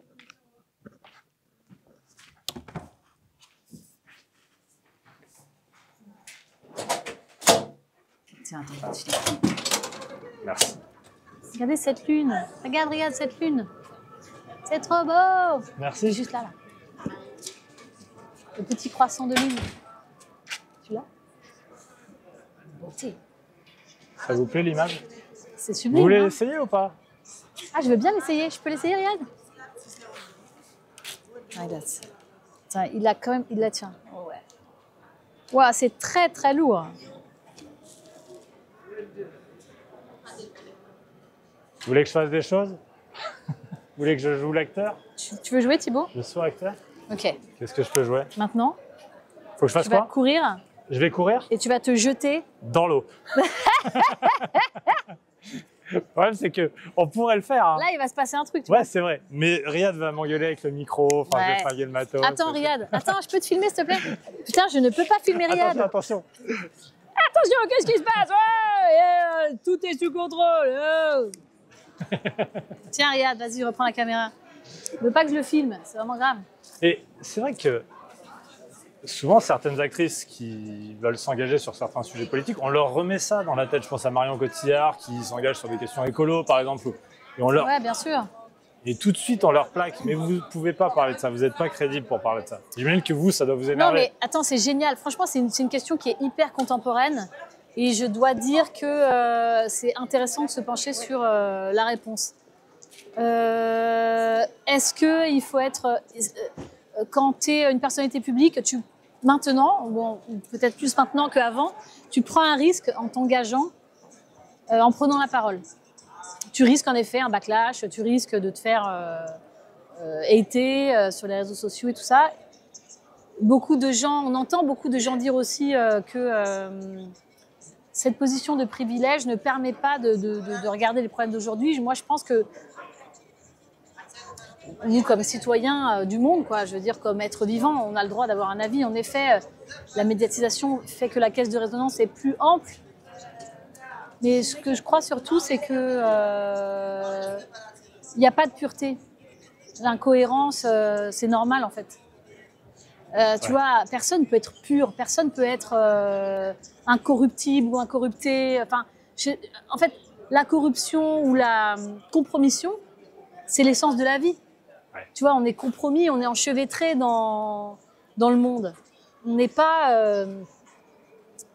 on est lié. On n'est pas un être isolé dans une bulle pure. Et tu vois, ça n'existe pas, quoi. Donc on est pétri de contradictions. Et c'est normal. Et je dis pas ça pour défendre Mario, même si ça la défend. Parce que je trouve qu'elle a eu beaucoup de courage, moi, justement, pendant très longtemps, à soutenir l'écologie et à ouvrir sa gueule là où, franchement, personne ne parlait. Ce qui est dommage, moi, je trouve, c'est que l'écologie soit un sujet écologique. Enfin, vous voyez ce que je veux dire? Non. Bah, on fait comme si... c'est surtout parce que Donald Trump dit qu'il n'y a pas de problème avec le climat. Mais on fait surtout comme si c'était un problème politique. Or, c'est un problème de survie. Je veux dire, on voit bien que si on continue de fonctionner comme on fonctionne, on n'a pas assez de planète. C'est presque un problème économique. Je veux dire, je ne comprends pas pourquoi les économistes se disent on vit à crédit sur la planète. On dépense plus de ressources de la planète qu'elle en a. L'énergie renouvelable, c'est un peu une question à la con, mais je veux dire, tu peux faire pousser des choses indéfiniment sur Terre, grâce au soleil et à l'eau. Ouais. Bon, ça se renouvelle. Si ça ne se renouvelle pas, on n'a plus rien à bouffer. Donc, en fait, je veux dire, c'est vraiment pas un problème mathématique de niveau... je veux dire, de niveau... tu comprends pas ce que je dis, Riyad? Ah, qu'est-ce qu'il y a? Ah oui. Non, mais d'un coup, je me dis, ah ouais, je dis un truc hyper obscur. Non, mais... Non, mais tu vois ce que je veux dire? À un moment, je veux dire, c'est un problème mathématique vraiment très con, quoi. Je veux dire, on n'a pas assez de planètes, on le sait. On dépense plus de planètes qu'on a de planètes. Donc, qu'est-ce qu'on fait? Comment on s'organise pour, genre, rentrer dans le budget, bordel, tu vois? Comment vous... Parce que moi, Et on continue d'avoir des pratiques destructrices alors qu'on sait que ça détruit et qu'en fait, ça va ratisser. Enfin, je veux dire, tu vois, c'est incompréhensible. On vit dans le mur.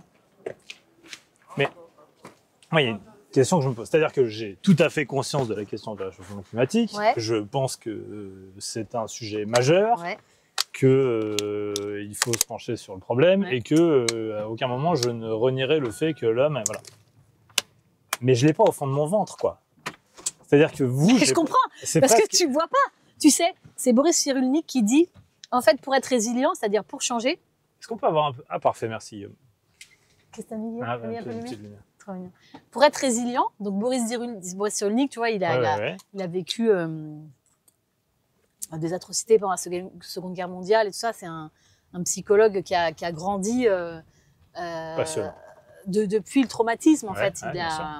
Il a été caché, enfin, il a vécu des choses complètement inimaginables pour les enfants aujourd'hui, par exemple. Et même pour nous adultes, enfin, ça paraît très difficile. Il dit que la résilience, en fait, il faut être vraiment, vraiment dans la merde pour changer. Il dit qu'il faut être dans l'abysse, dans la catastrophe pour...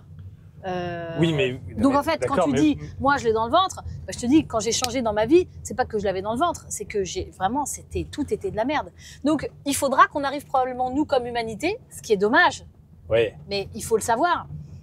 Pour qu'on bouge collectivement, il faudra qu'il y ait des grandes catastrophes. Et que ces grandes catastrophes nous touchent. Mais pourquoi parce qu'il y en a partout dans le monde. Pourquoi vous l'avez... Une fois de plus, bon, bah, je fais mon tri, je ferme l'eau, enfin bon, voilà, je fais... Mais j'ai l'impression que chez vous, c'est presque une peur dans le ventre, quoi. Alors moi, j'ai plus peur parce que je pense que l'action est le remède. Mais par contre, je vois bien que y a des forces qui vont dans l'autre sens. Tout ce qui va défoncer l'océan demain, Trump qui veut extraire le minerai dans les abysses, qui donne des autorisations à tout va alors que ça n'a pas de sens. Notre président qui a convoqué un sommet pour l'océan, pour protéger l'océan, et qui a à sa charge de devoir protéger les marins, les aires marines protégées. Nous, en France, on a le plus grand territoire maritime, un des deuxièmes plus grands territoires maritimes au monde. Donc, on a une responsabilité. Donc, ce que je veux dire, c'est que, voilà, on a une responsabilité, on doit prendre part au progrès de notre société et à l'amélioration de notre planète. On doit progresser. On doit, je veux dire, on doit progresser, on ne doit pas régresser. Et surtout, on ne doit pas se tuer nous-mêmes. Je veux dire, c'est vraiment... On mesure l'intelligence à la capacité de survie. Je veux dire, nous, on est vraiment en train de se suicider. C'est complètement con. Je veux dire, on est sur une des plus belles planètes du système solaire, au moins. Pourquoi penser à la vie sur Mars? Tu sais que mon fils, qui a 5 ans, je veux dire, il n'a pas fait les études d'Elon Musk, mais il sait qu'aller vivre sur Mars, c'est vraiment une mauvaise idée. Parce qu'il n'y a pas d'air, pas d'eau, pas de... Tu vois, c'est vraiment pas respirable. C'est vraiment beaucoup plus compliqué d'aller vivre sur Mars que d'arrêter de tuer trop de poissons dans la mer. Est-ce que vous êtes décroissante? Bah, je pense que oui, une forme de... Moi, je pense... Alors, je vais vous dire, tout ce que je suis passionnée de chercher. Ah bah alors ça, c'est pas forcément de la décroissance, ça. Non, mais de toute façon, on est fait pour grandir. La solution scientifique peut être une forme de croissance, vous voyez. On continue... Complètement, voilà. Mais de toute façon, on va toujours croître. Mais déjà, ça dépend comment on compte, tu vois, la croissance, par exemple. Moi, je pense. Oui, mais par exemple, développer les voitures électriques va économiquement pousser sans doute à la croissance. Bah, et en fait, même temps, on a une chance de faire baisser nos émissions de gaz à effet de serre, vous voyez. Oui et non. Mais en tout cas, bien sûr, l'électricité, c'est une solution. Et il faut, en tout cas, il faut contrebalancer en tout cas, il faut chercher d'autres solutions parce que le minerai, c'est pareil, on l'a pas à l'infini. Donc, et puis comme pour l'instant, c'est plutôt des enfants qui travaillent à extraire le minerai et que c'est pas très égalitaire pour les enfants qui travaillent à l'extraire, il faut quand même réfléchir à d'autres solutions parce qu'on n'est pas très content que les enfants travaillent. Enfin, Trump, ça fait partie des solutions qu'il propose pour résoudre ces problèmes de qui va travailler. Ça, lui, c'est hyper politique. Ça, c'est politique, là. Figaro, vraiment. Je vais être censurée. Bip! Qu'est-ce qui s'est passé dans cette voiture? Vous êtes toujours en direct. Ok, cool. Tout ça pour dire que... qu'est-ce qu'on disait? Le minerai, l'écologie. Alors, attendez. Parce que moi, à un moment, je voulais faire un documentaire sur un mec qui a inventé le pétrole d'algues, d'accord? Il a fait en Espagne, hein, il a monté un truc. Développer des micro-algues. Il a trouvé les bonnes micro-algues qui, elles poussent sur en captant le CO2. C'est le CO2 qui fait Ouais. grandir les microalgues, Mhm. d'accord? Donc, tu fabriques de l'huile avec ces microalgues qui, alliées à du pétrole, évidemment, parce qu'on va continuer à fabriquer du pétrole, mais quand il n'y en aura plus, il faut quand même trouver des trucs, tu vois. Et on ne peut pas se servir de la terre, parce que la terre, elle sert déjà à nourrir le bétail, qui sert à nourrir les barbecues, qui sert à nourrir les trucs et tout, tu vois. Donc, c'est déjà compliqué. On ne va pas faire pousser des trucs pour les faire foutre en huile, pour les foutre dans les voitures. Mais l'algue, c'est un bon truc. Moi, je pense que l'algue, vraiment, c'est demain. Tu vois, par exemple. Donc, il y a beaucoup d'innovations à trouver, beaucoup de... Tu vois, parce que le plastique d'algue, si une tortue le mange, par Ouais. exemple, qu'est-ce que ça fait? Bah rien, elle mange une algue. Ouais. Tu vois, tous les sachets dans la mer, par exemple. Mais- Est-ce qu'on va empêcher les gens vraiment de jeter des bouteilles? Non. C'est la question qui peut faire un peu vieux con. Bon, je peux me faire l'avocat du diable aussi. Mais Je t'en prie. est-ce qu'il n'y a pas cette alerte permanente et en fait, je m'intéresse presque plutôt à votre manière de vivre et de penser. Ouais. C'est vivre dans un stress Mais non, c'est le contraire. et vivre dans une société où bon bah du coup on peut plus. Et on fait peut, quoi on peut plus kiffer quoi. Et peut-être on peut plus kiffer. Mais je suis voilà. dans un kiff, mais tu peux même pas Ouais. imaginer dans Ah quel ouais kiff je suis, Thibaut. Non. Bah, tu peux pas imaginer. Ouais. Attends, je peux pas imaginer. Bah, ça m'intéresse grandement. Bah, je vais te le dire. Ouais. Par exemple, je trouve que si tu vas te baigner demain en Grèce Oui. et qu'il y a un incendie, par exemple, est-ce que tu kiffes? Non. Tu vois, quand tu vois les mecs qui font du kitesurf devant les incendies, là, ça Ouais. t'interpelle pas cette image? Oui, si un peu quand même. Quand Ouais. tu vois, bah, imagine, tu te baignes dans la Méditerranée et hop, non, j'allais dire un truc atroce. Non, mais tu vois ce que je veux dire. À un moment, Non, je vois oui, pas. kiffer. Ouais. Mais je veux dire kiffer, bah, Non, mais sans fermer les yeux, tu vois, les yeux Mm. ouverts. Tu peux pas kiffer en faisant super, je kiffe, c'est génial. Mec, ouvre les yeux. Non, je peux pas, c'est vraiment trop dégueulasse. J'ai pas envie de voir ce qu'il y a. Mm. Tu vois, non, bah, je veux dire, c'est quoi la vie? La vie, Ouais. c'est tout, tu vois. Tu peux pas juste dire, je vais kiffer, mais j'en ai rien à branler de ceux qui sont en train de crever autour de moi, tu vois. Non. En fait, à un moment, tu seras dans le même monde. Peut-être là, tu le vois pas. Mais il y a un moment, par exemple, tu vois, pendant le Covid, on était tous dans le même monde. Ouais. Et on C'est en ça. avait conscience. On était tous interreliés. On avait conscience que c'est un truc, tu vois. C'est pas, je t'ai pas vraiment toussé dessus. Non, j'ai vu. Mais vous le jouez très bien. Ouais. En même temps, vous êtes actrice. J'ai tellement mal joué la toux. C'est vraiment la pire toux. C'est vraiment le pire moment. Vous pouvez d'acteur. jouer très bien là tout. Est-ce que par exemple, si je vous dis jouer un truc, ça peut se faire un peu sur commande comme ça? Je vais pas chialer. Ah, Moi, non, j'ai par aucune exemple- envie de chialer, Thibaut. Non, non, Parce pas que je sais que tu vas chialer. me dire, vas-y, chiale. Non, c'est bon. Non, J'ai j'allais vraiment monter trop, crescendo. Par exemple, répondre au téléphone à votre mère. Allô? Ouais, maman, ça va? Ouais, je suis en train de faire une émission de télé. Je sais pas, c'est vraiment une émission trop chelou. Il y a deux gars qui sont dans une voiture. Il y en a un qui s'appelle Riyad. Il a un Ronin de l'espace. C'est un bras, tu sais, un Ronin, c'est un bras qui fait, je sais pas, c'est trop compliqué à expliquer. Il y a une tête qui tient la caméra et ça fait qu'il peut bouger, mais la caméra bouge pas. Bref. Bon, il a deux pattes. Il est vraiment, on dirait une tortue ninja. Attendez, mais juste j'ai en- une question. Ça dure longtemps les conversations avec votre mère? Je sais d'habitude? pas, tu vois, tu me demandes de faire une impro. Je fais une impro. Parce que moi, quand ma mère m'appelle, ça dure une plombe, donc je sais que ça peut durer une plombe. Tu quoi. vois, c'est toi le metteur en scène là, Thibaut. Hein. Mm. C'est toi qui m'arrête mon impro. Hein. Qu'est-ce qu'on peut faire? Alors, c'est moi qui fais l'interview. Vous annoncez à Jean Dujardin que vous le prenez pas dans votre film. Moi, je ferai jamais ça. Ah, si, bah justement, vous êtes actrice. Non, mais c'est pas ça la question. C'est que j'ai vraiment, à quel moment t'appelles un acteur comme Jean, que j'adore, avec qui j'ai tourné, pour lui dire, mec, je te prends pas. Mais non, mais tu Ah, l'appelles vous pas, l'appelez c'est pas? tout. Bah non. Ah, vous lui. Bah, Ah, tu me ouais. proposes pas de rôle. Enfin, je veux dire, tu vois, D'accord. Ah je oui, vais pas ça- passer comme d'essai ça. à Jean Dujardin. D'accord. Donc là, Soit tu l'appelles pour lui- on est sur une question de crédibilité. Mais bien sûr. Excuse-moi, mauvais Ok, scénario. ok. Bad Ok, script. j'ai le bon scénario. Unbelievable. Jean Dujardin vous appelle et dit j'ai eu le scénario de ton prochain C'est film. nul. J'adorerais jouer dedans. Et Ouais. je lui dis non, j'ai déjà pris. Bah non, c'est Si, de allez, nouveau pas j'ai crédible. pris DiCaprio. Non, de nouveau pas crédible. Mais bon. Mais non, si tu proposes à Dujardin, tu proposes pas DiCaprio non, en vous même temps. proposez Non, pas Dujardin. Dujardin s'est procuré le scénario. Il dit je veux jouer dans ton film. Non, Jean, écoute, je peux pas. pas crédible. Je peux pas faire ça. Ah, là, là. Non, Thibaut, trouve une bonne impro. Mais enfin, vous m'avez dit qu'il n'y avait pas besoin de crédibilité. Vous m'avez parlé d'E.T. tout à l'heure. Il n'y avait rien de crédible. Pourtant, c'est Ok, pas ça. Jean. Hein, allô? Ouais. Attends. Allô? Ouais? Ça va, Jean? Comment ça va? Ça fait tellement longtemps. Bah oui. Alors? Quoi? C'est pas vrai? Mais comment ça a eu mon scénario? Je vais pas te croire. Qui te l'a filé? Non. Mais arrête. Ah non. Mais Jean. Mais non, mais j'ai proposé le rôle à Leonardo. Il te l'a pas dit, ton agent? Il te l'a pas dit. Et débile. Je vais l'appeler tout de suite. Mais pas du tout. Non, mais Jean, ça se passe aux États-Unis le film. Je peux pas te faire jouer. C'est une question d'accent, puis c'est même pas. Ah, mais vous êtes une mythomane. En plus, vous lui mentez, vous lui racontez. Ouais. Qu'est-ce que t'en sais? T'as pas lu le scénario, Thibaut? C'est vraiment incroyable. Non, mais Thibaut, tu crois que je propose un rôle à Leonardo alors que c'est en français? Ouais, c'est vrai. Non, c'est vrai. Excuse-moi, c'est toi qui as un problème. Vous avez vu que Maïwenn a fait avec Johnny Depp. C'est vrai. Madame du Barry, non, ça s'appelait comment? Si, c'est vrai, ça oui, c'est vrai. Ouais. Bon, quand on est français, on a du mal à y croire. Mais... Bah, tout le monde n'est pas français. Hein. Ouais. C'est ça qui est bien dans la vie. Qu'est-ce que tu m'as mis, Guillaume, là?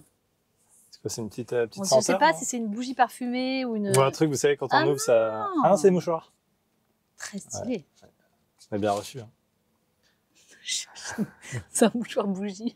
Vous voulez qu'on essaye d'y mettre feu? Non, mais on dirait c'est vraiment bien. Ouais. C'est la bonne taille pour le truc. Tu peux aussi le mettre là. Donc tu peux chialer, boire, chialer. C'est pour la fin de l'émission quand vous pleurerez sur commande. Non. Vous savez faire d'ailleurs? Non, mais au premier, comme ça. En vrai, je n'ai pas de... Il faut se mettre des petits trucs sous les yeux. Bah, des fois, quand tu as bien chialé, franchement, tu te mets un peu de menthol et ça va. Ah ouais, c'est parti. Mais tu vois, si tu refais, genre pour la 5e fois la prise, que c'est un peu loin et tout, tu vois. C'est bien, un peu de menthol, ça va. Il y a un sujet dans Malditos, j'y reviens, mais c'est la question de la violence. Ouais. Et vous, j'ai lu pas mal de choses, écouté pas mal d'interviews. Vous interrogez pas mal sur la violence. Et vous dites qu'on est sur le dernier souffle là, de la violence, que ça va s'achever, quoi. Vous y croyez vraiment à ça? Bah, je sais pas, ça va peut-être être plus long que prévu. Ah ouais? Bah là, je sais pas comment vous dire. On va peut-être passer par une petite phase de... Enfin, je veux dire, là, on est quand même en phase de guerre européenne. Donc peut-être qu'on... Enfin, c'est l'Ukraine, c'est pas l'Europe, je dis n'importe quoi. Oui. Non, mais si. Non, mais bon, tu vois, c'est sur le continent quand même. Européen. C'est notre président qui l'a dit il y a pas très longtemps. Il a parlé de guerre, non? Il y a pas très longtemps. Bon, ben... Ça va s'arrêter tout de suite, la violence, hein, j'ai l'impression.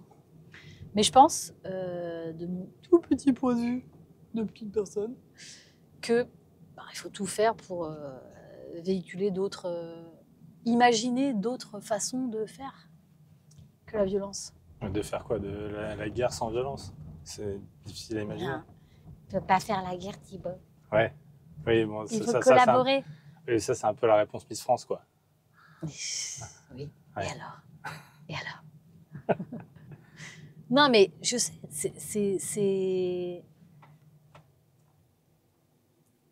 En fait, ce que vous dites, c'est que vous préférez créer que détruire. Donc, une solution de sortie peut être la création plutôt que la destruction. C'est utopique, mais c'est ce que vous... moi, je crée, mais c'est-à-dire que de toute façon, tout se crée. Enfin, je veux dire, même la violence, c'est une création, hein, c'est juste une création violente. Mais ce que je veux dire par là, c'est que, en fait, face à un problème, quand on manque d'imagination, ou quand on... Enfin, qu'est-ce qu'il fait, Vladimir? Il veut revenir à la Russie d'avant. Oui.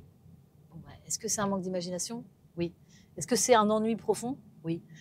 Est-ce que c'est de la mégalomanie? Oui. Non, mais qu'est-ce que c'est? Qu'est-ce qui pousse cet homme à vouloir envahir un autre pays, à dire « mais c'était à moi ». Bon, vraiment, on est de niveau bac à sable. Oui. Qu'est-ce qu'on fait avec des enfants dans le bac à sable? On punit? Et déjà, non. Ah non, on punit pas. On éduque. Bah oui. Ouais. On leur dit « ça ne se fait pas ». Ouais. Ça se fait pas. Tu peux pas faire ça. Oui, mais oui. Alors, c'est rien, je dis n'importe quoi. Là, vraiment, là, on est vraiment sur un degré zéro de l'interview. Oui, il y a un peu pas de solution, quoi. Mais parce qu'en fait, je vous ai entendu dire plusieurs fois, la violence, il y a d'autres formes, d'autres réponses à la violence. Et moi, j'ai du mal à y croire en ce moment, malheureusement. Donc, alors attends, là où je suis d'accord avec toi, c'est que quand quelqu'un oppose de la violence, bah, il faut s'opposer, oui, bien sûr. Il faut s'opposer. Et il y a un moment où il faut trouver des réponses. Mais par exemple, pourquoi les sanctions économiques, ça existe et on pourrait faire mieux? Oui. Oui, on Contre peut. la Russie, par exemple. Oui, on peut. Pour l'instant, on continue d'acheter beaucoup de gaz à la Russie et filer énormément d'argent. Est-ce qu'on pourrait faire mieux? Oui, sans doute. Sans doute, Thibaut, ok? Ça, c'est autre chose que la violence, ça. Ouais, ça, c'est bien. D'accord? Ça, c'est bien. All Vous avez joué C'est en bon, on a Ukraine. coupé le passage où j'étais pourri. Ouais, c'est bon. Pour l'émission condensée, on enlèvera la première partie. Merci. Ouais. C'est comme dans les films. Hein. Ouais. On enlève les mauvaises Quand phrases. on est mauvais. Ouais. Parce que tous les passages sont pas coupés. Ce sera pas grave, Thibaut. Non. C'est ok, j'ai le droit d'être censuré. Parce que vous êtes parti. Oui. Ouais. Vous allez dire quelque chose? Non. Vous avez tourné en Ukraine. Et vous avez tourné juste avant le début de la guerre. C'était incroyable. Et même, j'étais en Russie, à Moscou, juste avant la guerre, quelques jours avant la guerre. Et personne n'y croyait, franchement. Ah oui, c'est ce que je voulais vous demander. Est-ce qu'ils s'y préparaient C'était quoi, des gens de l'équipe, des acteurs Pas du tout. Non. Pas du tout. Personne ne croyait que ça Vous allait n'avez arriver. jamais parlé de ça? Parlé de ça, mais personne ne croyait que ça allait arriver. Ouais. Et vous avez des C'était- contacts encore avec eux?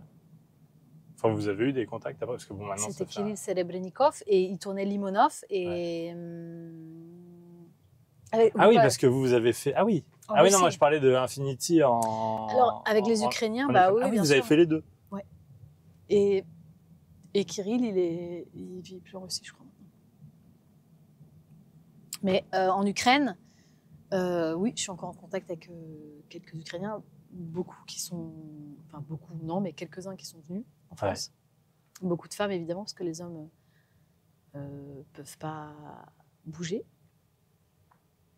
Et franchement, ce qui est horrible, c'est que, en fait, en effet, tu parlais du niveau d'alerte tout à l'heure, avec l'état de guerre, quand tu es en Ukraine, tu es encore en guerre, mais nous, on n'est plus aussi choqués qu'avant. En fait, les jours passent, les mois passent, Oui, c'est vrai. les années passent, et en fait, Oui, la on s'est- tension on médiatique s'est- est redescendue. Mais c'est Complètement. pas seulement une tension médiatique, c'est, je veux dire, nous citoyens, on s'est habitués à l'idée que quelque part, pas si loin de nous, il y avait un état de guerre d'une très grande violence et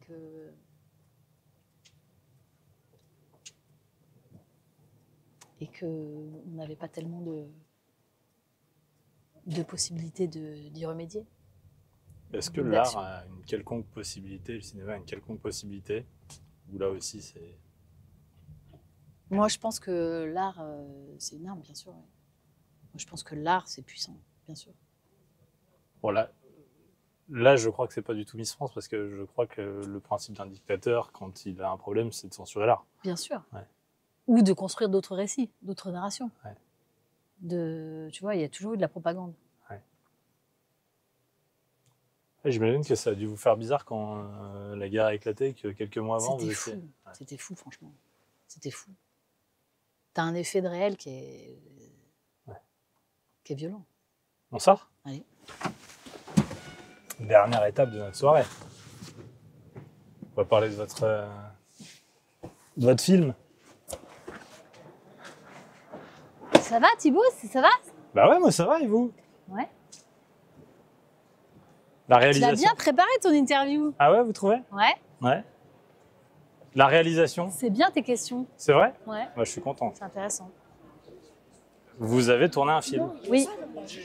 Ça va devenir la norme ou non? Vous restez quand même pour l'instant une actrice? On passe par là, non?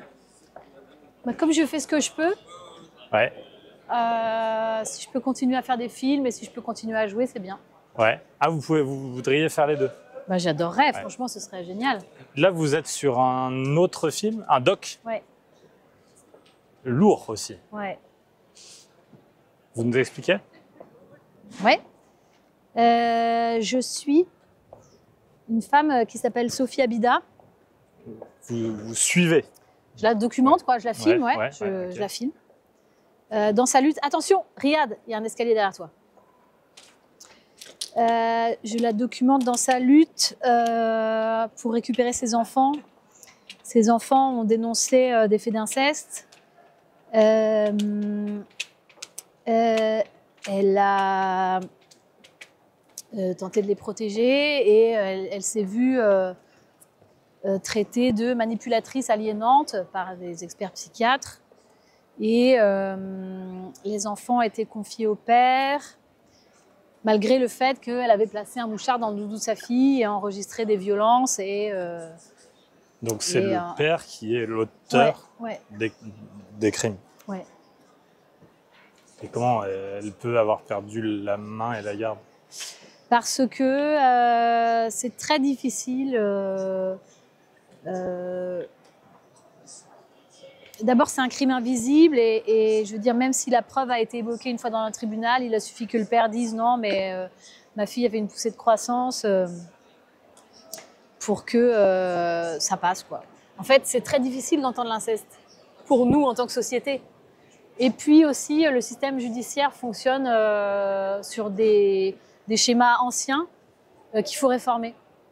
Le SAP, par exemple, le syndrome d'aliénation parentale, dont Sophie a été taxée, et cette expertise à laquelle elle ne s'est même pas rendue, hein, donc qui maintenant est reconnue comme un faux, c'est à la base de cette expertise que les enfants ont été transférés chez le père.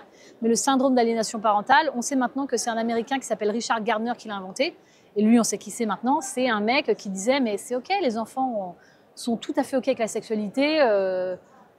Ils n'ont aucun problème avec ça. Si on leur disait pas c'est mal, ils trouveraient ça super. Enfin, tu vois, c'était un mec, Richard Gardner, qui était pro-pédophile.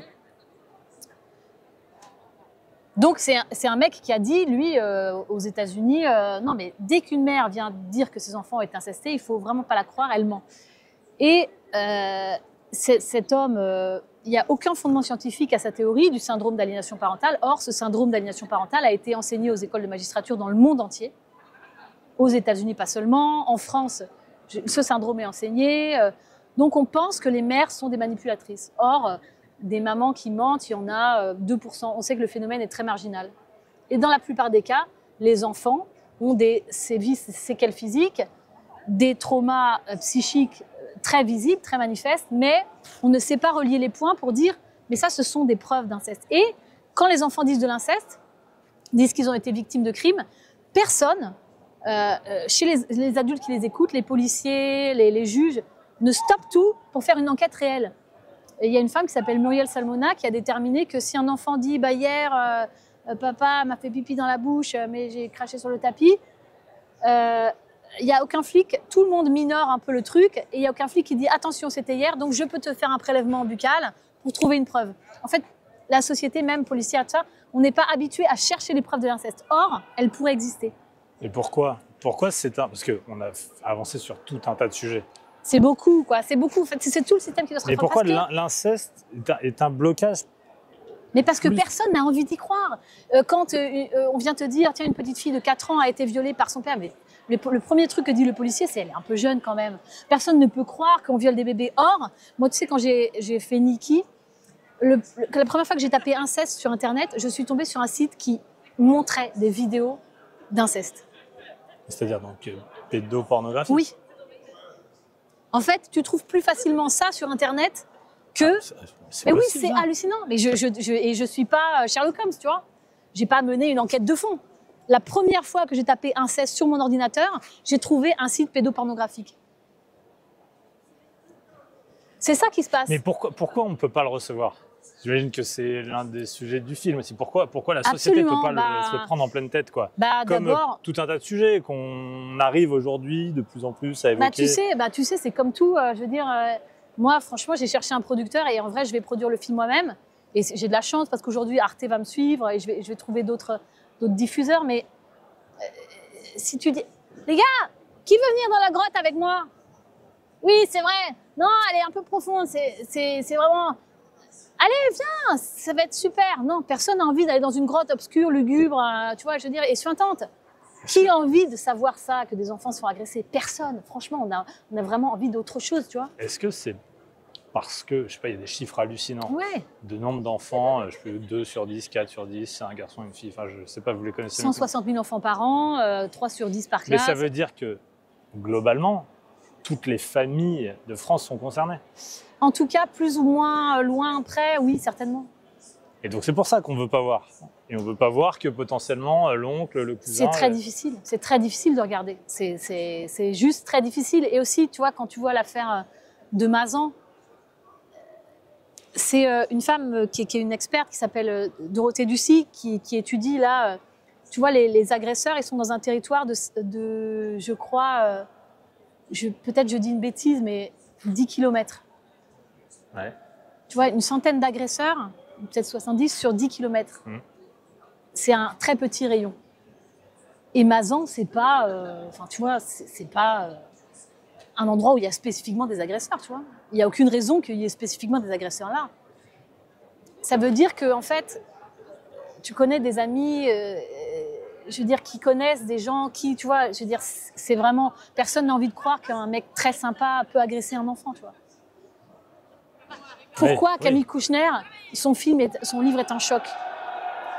Parce que l'agresseur fait partie de l'élite politique et intellectuelle, que c'est un type dont tout le monde envie la compagnie. Tu vois ce que je veux dire? Ouais. Et que en fait, t'as envie que... même globalement, même moi je me suis dit, lui vraiment, mais naturellement. Tu te rends compte? Eh oui. Mais bien sûr, et c'est comme ça parce que pour ça tout nous le paraît monde. impossible. Et c'est normal. Il y a un match? Oui, il y a un match, bien sûr. C'est quoi? C'est le PSG ce soir. Ok. Ah ouais, donc le PSG a gagné là? Bah ouais, là je pense qu'il y a but là. Non, parce que je voudrais voir le match après. Ok. Ne me dites rien. Ok. Personne n'a envie de savoir parce que bah franchement c'est horrible, c'est une réalité atroce. Mais la vérité c'est que plus on sera de personnes avec une petite lumière à entrer dans la grotte, moins il fera sombre dans cette grotte et plus on verra que bah ah oui, en fait c'était pas une grotte, c'est une cuisine. C'est une cuisine dans laquelle on avait l'habitude d'aller, dans laquelle on mangeait des plats réconfortants et voilà. Mais c'est réel, ça deviendra réel. On aura des repères pour aider des enfants qui manifestent des symptômes. On connaîtra les symptômes mieux. Je veux dire, plus on parle de ça, plus on fait la lumière sur ça, plus cette obscurité va se réduire. Est-ce que le collectif 50-50, ça existe toujours? Ouais. Vous en faites partie? Je suis... On peut expliquer ce que c'est? C'est un collectif qui s'est mis en place pour participer à l'évolution de la société, en tout cas à l'évolution dans le monde du cinéma, ouais, pour qu'il y ait 50% de femmes, 50% d'hommes dans le game, quoi. 50-50, ça veut dire... Mais là, vous m'avez dit tout à l'heure que c'était pas mal quand même. Au cinéma, vous m'avez dit qu'on a quand même... Ça va mieux, franchement. Ouais. Là, ça devient vrai, ça devient réel, cette histoire de femmes qui prennent la caméra et qui font des films. Vous êtes toujours copine avec Adèle Haenel? Bah, ça fait longtemps que je ne l'ai pas vue. Ouais. Mais je l'aime profondément, ouais. Vous comprenez son choix de boycotter le monde du cinéma, quoi, et d'avoir arrêté? Moi, je suis personne pour comprendre, pas comprendre. Enfin, tu vois, chaque parcours de vie est la somme d'une histoire qui est unique. Enfin, son histoire est unique, son parcours est unique. Elle est une actrice unique. Est-ce que vous pensez que son parcours et sa position peut, faire un peu reculer la cause? Alors, dites-moi pourquoi, Thibaut. C'est-à-dire que moi, je ne suis pas dans ce milieu-là, je ne connais pas, on va aller par ici. Mais elle est très radicale, très radicale. Et par exemple, quand elle dit certains propos, un gouvernement de violeurs, avec des gens qui n'ont pas été condamnés. Alors on peut remettre en cause le fait que la justice ne condamne pas assez les violeurs. Évidemment, tout est discutable. Mais il y a une radicalité. Et moi, il y a un moment où j'ai envie de dire, peut-être parce que je suis un homme, et franchement, là, c'est trop. Enfin voilà, c'est trop. Ça va trop loin. Et en fait, je n'ai pas envie de suivre. Là, je ne peux pas suivre. Ouais. Mais en même temps, en effet, en même temps, je veux dire, Thibaut, je n'ai pas l'impression qu'elle vous ait demandé de la suivre. Si, c'est ce qu'elle veut, que les gens la suivent et que les gens...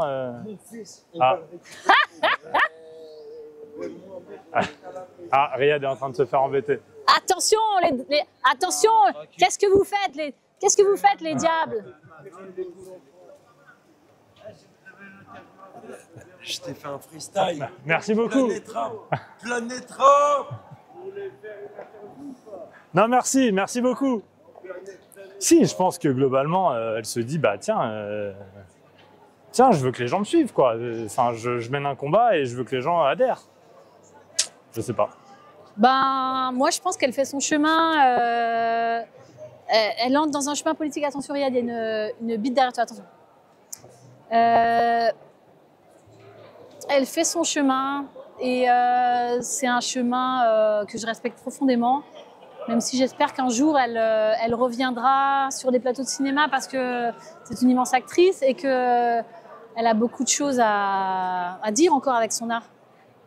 Je le souhaite de tout mon cœur. Et franchement, ben, si elle a perdu des gens, tant pis. Enfin, je veux dire, moi, j'ai 45 ans aujourd'hui, je sais qu'on ne peut pas être aimé par tout le monde et c'est pas grave, tu vois.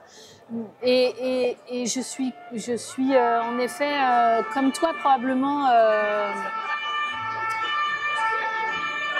un peu...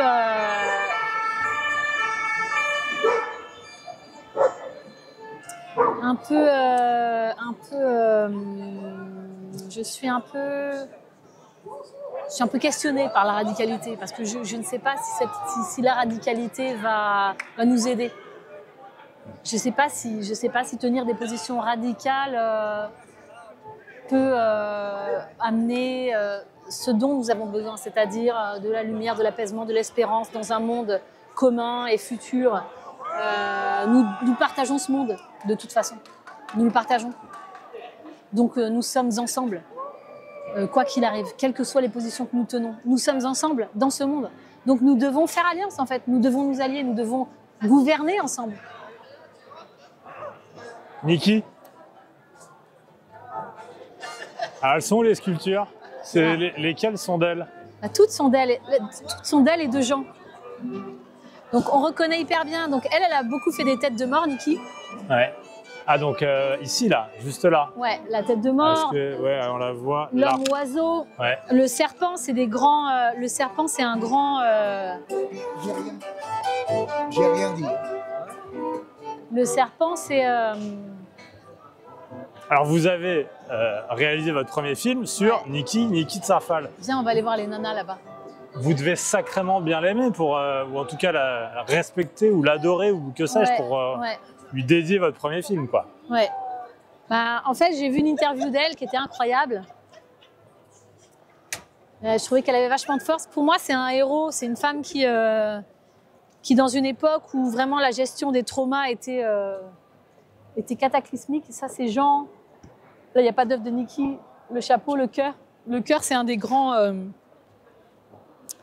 un grand leitmotiv, enfin un sujet de Niki. C'est marrant, vous l'appelez par son prénom. Ouais, à une époque, ouais, je l'ai côtoyé en amour, quoi. Je l'ai côtoyé en pensée, en cœur. Ouais. À une époque où il n'y avait rien, vraiment, quand tu subissais des traumas aussi violents que l'inceste, il y avait même plutôt pire. On peut se mettre là, peut-être devant la... Ouais, c'est une bonne idée. À cette époque-là, elle a grâce à sa propre force de résilience, ça va, Riyad? Tu veux une chaise ou un truc ou quoi? Tu veux te mettre... Tu veux qu'on se mette là-bas, comme ça tu t'assois sur les marches? Il va se mettre en tailleur dans 2 minutes, puis il s'en va et il pose la caméra. C'est lourd, hein, ton bordel. Hein. Franchement, je l'ai tenu, c'est lourd.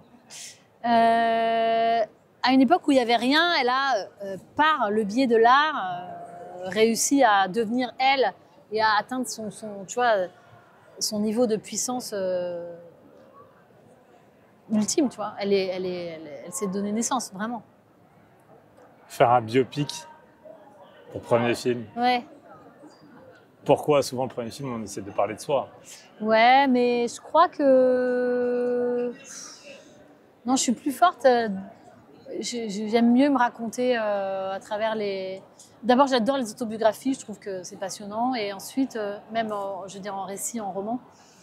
Et moi, j'ai pas traversé d'inceste, mais je ne peux pas te dire pourquoi ça me touche. Je crois que quand je pense... En tout cas, avec Niki, j'ai ouvert mon cœur à cette réalité qu'un enfant peut subir des violences sexuelles. Et en fait, si tu y penses, c'est atroce, quoi. C'est vraiment, tu vois, si tu y penses, c'est vraiment atroce. C'est vraiment l'enfer. Et une fois que tu sais que ça existe, ben moi, tu vois, j'arrivais plus à faire ça. C'est pour ça que je fais le documentaire La suite de Niki, c'est parce que je me suis ouvert le cœur avec ça. Et qu'en fait, quand j'ai continué d'y penser, j'ai trouvé du soulagement à prendre une caméra et à me tenir aux côtés de ceux qui luttent. Et puis pour faire progresser nous, notre inconscient collectif. Donc voilà.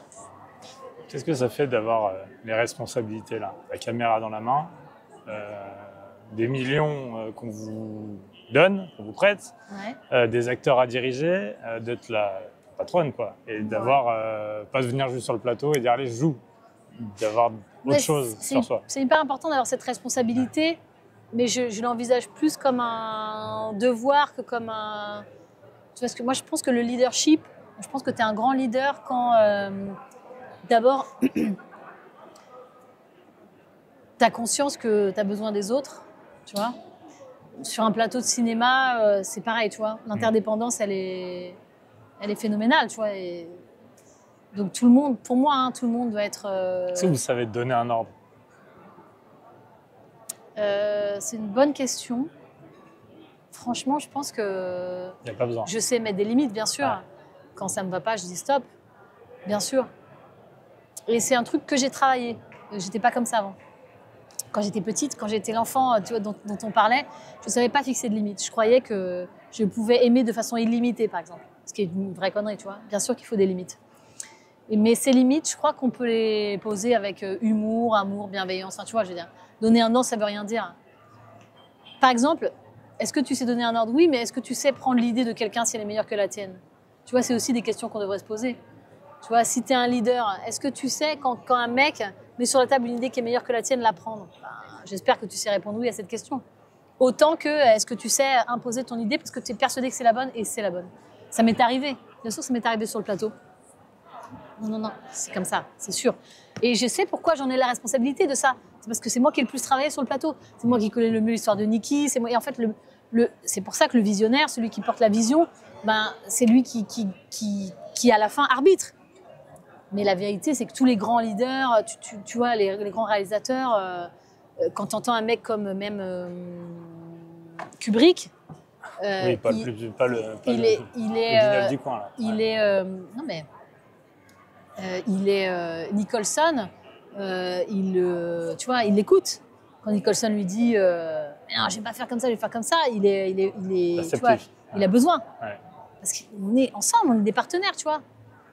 Quand Audiard dit à son chef-op, vas-y, qu'est-ce que tu proposes là? Ça ne veut pas dire qu'il n'a pas d'idée. Ça veut dire qu'il est avec un partenaire qu'il estime artistiquement et que, tu vois, la vision de son partenaire artistique l'intéresse. Et un grand leader, moi je crois, c'est quelqu'un qui tout simplement arbitre, mais laisse émerger le grand. Ouais. L'intelligence collective, tu vois. Est-ce que 1000 cerveaux sont plus intelligents qu'un cerveau? Je sais pas.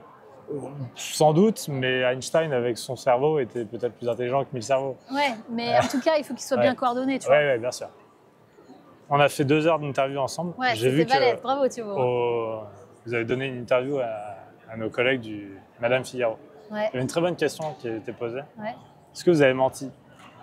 Non, franchement, je pense que tu l'aurais vécu. À part quand tu m'as fait jouer et que j'ai appelé Jean Dujardin. Ah oui, c'est vrai. J'ai pas menti. Ouais. Vous aimez répondre aux questions? C'était une autre question que je trouvais très bien. Ouais. Est-ce que vous aimez faire de la promo, parler de vous? J'aime bien, j'aime bien. Oui, j'aime bien. Certains peuvent parce que je suis complètement mégalo. Vous êtes actrice, quoi? Je sais pas, mais ouais, je pense que je suis un peu sympa, que je suis pas trop con. Ouais. Ben voilà, c'est bien pour finir. Je suis sympa et pas trop con. Ouais. Merci beaucoup, Céline. Merci Thibaut, bravo. Merci. Bravo pour ce travail, bravo. cette interview. Et il faut voir Malditos. Alors, il faut être prêt à s'en prendre un peu plein la gueule. Faut le dire à la caméra. Ouais. Et là, Riyad s'en va, il en a plus rien à faire. Ouais. Il est parti dans l'art. The future is unwritten, Riyad.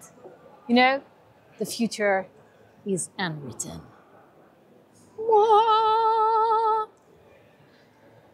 Regarde, qui peut imaginer que cette bande de personnes avec des gilets soit aussi belle dans ce plan?